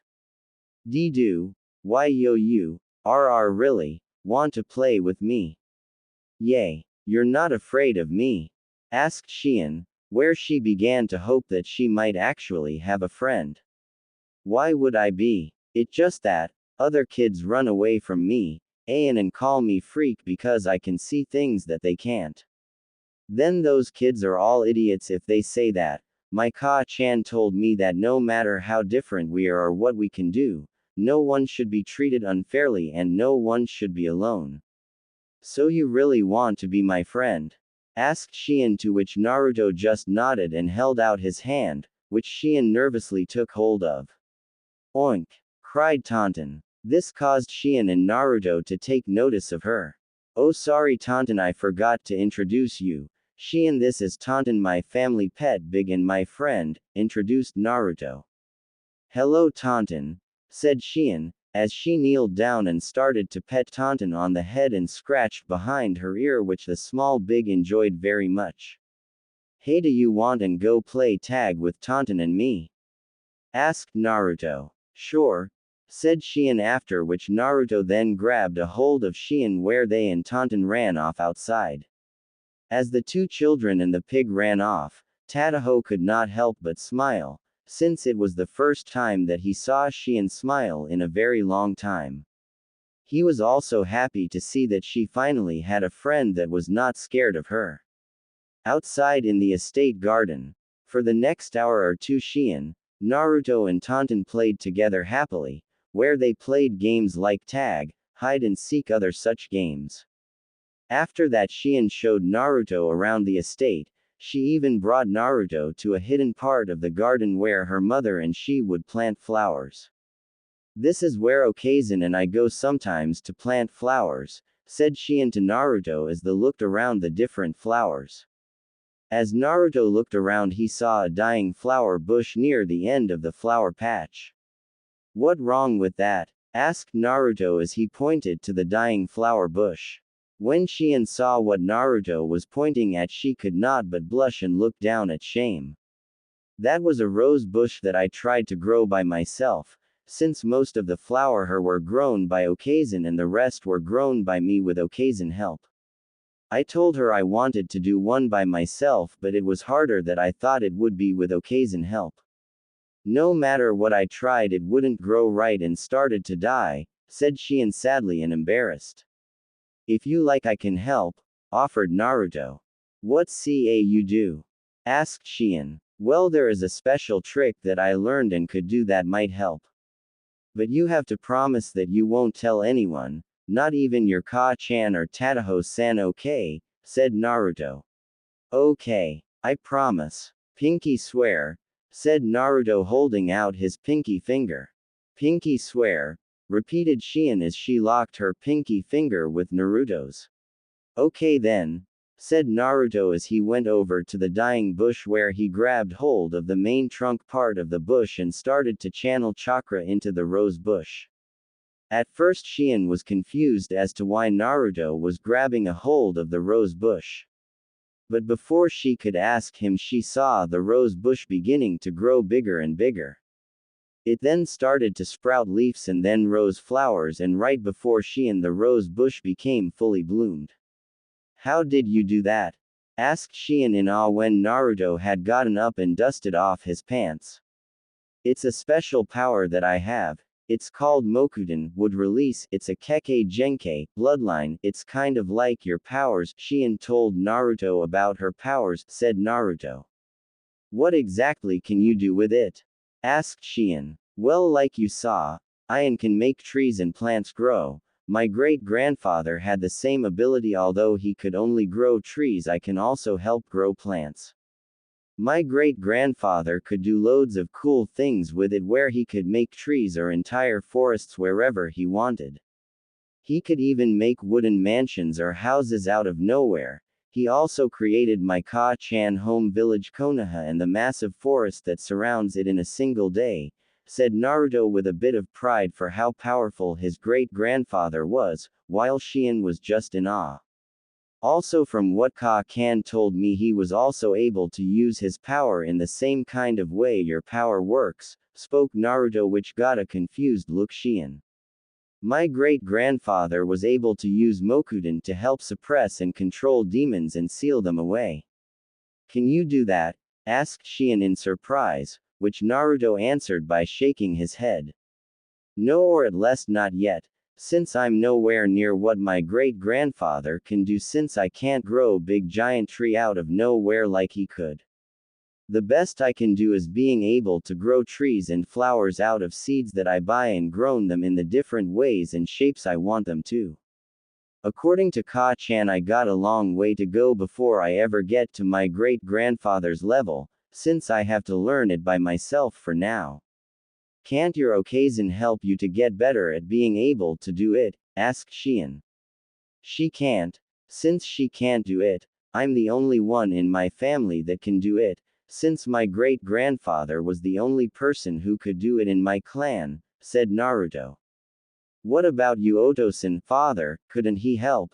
Asked Shion, but instantly regretted it when a sad look came across Naruto's face.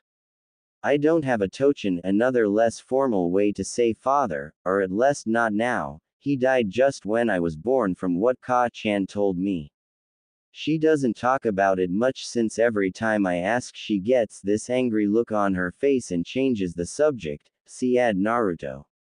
Sorry, said Shion sadly. It's okay, I never knew him and I probably find out about him later on, so there no problem, said Naruto as he put on a happy face. So are there any other things you can do? Asked Shion, so to change the subject. Yeah, there are some other things I can do, but I can't say, since I could get in a lot of trouble with Ka-chan if I did. Hell, I get in a lot already if she found out I told you about me being able to do Mokuden. Why's that? Asked Shion. Ka-chan told me that there are a lot of bad people out there that would like to take me away because of me being able to do Mokuden. This is because I'm the first one to be able to do it since my great-grandfather, if those people found out, they come after me and take me away from my family. They would then make me use my powers to do a lot of bad things for them, since thanks to my great-grandfather power, he was able to become one of the strongest ninjas around, and since I have the same power, those bad people would think I could be just as powerful as he was, hence they would want me under their control. That is why I have to keep my powers secret from everyone until I'm strong enough. Can you really become as strong as your great-grandfather? Asked Xian. One day maybe, since Ka-chan and Shizune-chan are training me as well as Ero-sanin, my perverted uncle. The last comment got a confused look from Xian until Naruto explained how Jiraiya would peek on women when in the hot spring. This of course caused Xian to scowl, finding what Jiraiya did disgusting. Besides, it's my dream one to become stronger than my hero, the Yondaime Hokage who defeated the Kyuubi by himself. It also my dream to become a great healer like Ka-chan and become a Konoha ninja like the rest of my family were, as well as become Hokage like my great-grandfather, my great-great-uncle, and like the Yondaime, spoke Naruto. Well, I think you can do, said Xian, which caused Naruto to smile and blush slightly. After that, the two continued to talk with one another about different things for a few hours, although Naruto didn't mention or show any more of his abilities to Xian, since he didn't want to get into more trouble with his mother in case she found out he told Xian. This continued until they were called by Tadaho and a few of the other guards to come for dinner. 3 days after Tsunade had extracted the poison from the high priestess' body, the high priestess awoke from her coma. When Xian found out, she immediately went to her mother and cried in her arms. The high priestess was equally happy at seeing her daughter, and was even more so when she learned that Xian and Naruto had become friends. During her recovery period, the high priestess often watched the two children play, since it made her happy to see her daughter be a normal child and playing with another child. During the following 2 weeks since Naruto and his family arrived at the estate, both he and Xian spent every day playing with one another along with Tonton. Often enough, Xian would even watch Naruto train with his mother.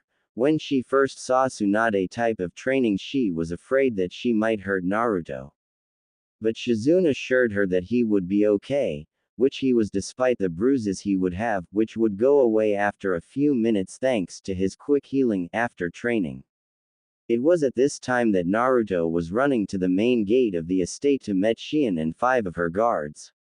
Both he and Xian had asked both their mothers if it'd be okay for them to go to the small park outside the nearby village, so that they could go and play on the swing and slides, as well as the other things there, since there were none of them in the estate. Both the high priestess and Tsunade had agreed as long as they had some guards with them and were always in sight of them. When Naruto reached the gate, he saw Xian, her mother, who came to say goodbye to Xian since she could not go with them as she was still recovering, along with the 5 guards, were waiting for him. When Xian greeted Naruto, she saw that he had a necklace around his neck with a large green crystal on it. When she got a better look at it, she recognized it as the same necklace he had seen his mother wear around her neck. Naruto-kun, is that your Okazen necklace? Asked Xian. Hi. I found it in our bathroom where Ka-chan must have left it. I tried to find her to give it to her since it's really valuable, but I couldn't find her, so I keeping it around my neck so I won't lose it, answered Naruto. That very kind of you, Naruto. Now you and Xian have a nice time playing in the park and don't stray too far from the guards so that they can see you, okay? Said Moroku. We will, Okazen, replied Xian as she and Naruto walk out the gate with the guards. At the park. When the group arrived at the park, the 2 young children ran off to play on the different play equipment like the slide, seesaw, jungle gym, merry-go-round, sandbox, spring rider, swing set and chin-up bars.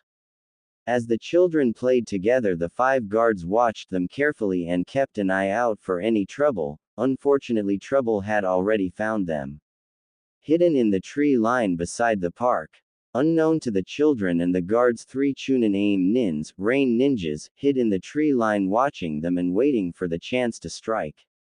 So how long do we wait, Maku? Asked one of the aim nins. We wait till the moment is right, Ken, answered the ninja called Maku to the other aim ninja. Maku was middle-aged man and was medium built with jet black hair, gray eyes and a round face and wore a standard chunin out for aim nin. He wore a yellow shirt with a gray-blue flak jacket over it, and black pants with a weapons pouch strapped to them. The ninja named Ken was a young man in his mid-20s. He had long brown hair that he had tied up into a ponytail. He also had blue eyes and had a tin face. Also like Maku, he wore a yellow shirt with a gray-blue flak jacket over it, and black pants with a weapons pouch strapped to them. We wouldn't even have to do this if that fool the Sawa no Kuni, swamp country, daimyo sent had done his job right, or if he had just sent us instead to the high priestess, said the third member of the AIM group. I know Kame, but what done is done, and as long as we get paid for the job I don't really care, replied Maku. The man named Kame was the youngest of the group, who was just in his 20s. He had red hair and green eyes and had a narrowing face. Also like the rest of his group, he wore a yellow shirt with a gray-blue flak jacket over it, and black pants with a weapons pouch strapped to them, as well as a short tanto sword strapped to his back.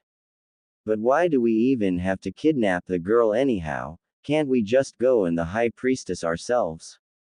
Asked Kame. We can't her because the high priestess guards are on alert and will guard her constantly. Not to mention the high priestess may use her powers to see into the future like she did before and see our attack and have her guards be ready. So the best way for us to her is to kidnap her daughter and hold her for ransom. Once the high priestess comes to us with the ransom, we her, answered Maku. But isn't there a chance that the high priestess might see that it's a trap and not come, spoke Ken. Doesn't matter if she does know it's a trap, she still comes, since as long as there a chance that she might save her daughter, she take it, since a mother will do anything to protect or save its child. Besides, when we do lay the trap, we will have more than one type of trap to her with, and even she won't be able to predict all of our traps and attacks, said Maku. But what do we do with the daughter once we'd her mother? Do we her as well or what? Asked Kame. We take her back to Sawa Daimyo, since he told me if we can take the girl alive then he pays us double our fee. Since when the girl reaches the right age he will marry her, this would then allow him to gain control of Oni no Kuni legally. Not to mention a wife that can see into the future would be very useful to him, and any children he would have with her would most likely have her power, making her more valuable to him, spoke Maku. Both Kame and Ken nodded in understanding, but could not help but be slightly disgusted with the fact that they be handing over a 7-year-old girl to the Sawa Daimyo. Since the Sawa Daimyo was a 50-year-old man who was overweight and bald, and the fact that he was planning to make the young girl his wife made them all the more sick. But they quickly shook off their disgust, since they were paid to do a mission, and as long as they got paid it was no concern to them what happened to the girl. Alright you two, our man has just signaled us, get ready to move into the guards on my command, order Maku, which the other men responded by nodding their heads in understanding. During that time one of the guards named Haru was happily watching Shion and Naruto play with one another on the swing. Like many of the guards in the high priestess estate, he saw how sad and lonely Shion was, but with Naruto she was happily playing and acting like a regular young girl. Haru was a young man in his early 20s, he was about medium height and built, he had spike silver hair with a round face and purple eyes, and unlike the rest of the guards he carried a large broadsword on his back. Haru also did not wear the traditional outfit of a guardsman of Oni no Kuni. Haru wore a black shirt and pants and wore crimson armored shin guards and arm guards, as well as a crimson plate and black cape. The reason as to why Haru was so different from the guards was because unlike the others he was not a normal guard, he was a samurai and the high priestess champion, he was also the best swordsman in Oni no Kuni. As Haru watched the children, one of the other guards named Shuta, who Haru was friendly with, came up to him. Shuta was a medium-built man who was slightly taller than Haru. He was in his early 30s and had spiky red hair with brown eyes and muscular face. He also wore the tradition outfit of a guardsman of Oni no Kuni and carried a straight narrow sword in its sheath on his left-hand side hip.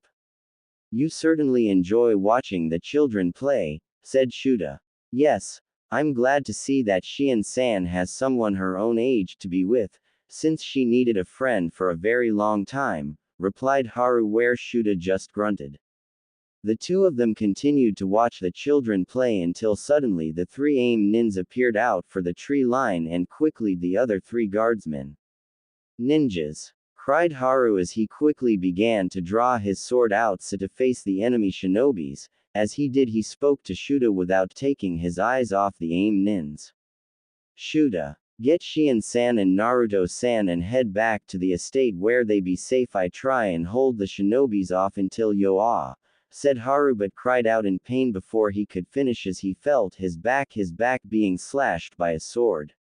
As he fell down, Haru turned his head slightly to see who had slashed and saw that it was his friend Shuta that had done it, who was smiling cruelly as he slashed Haru from behind.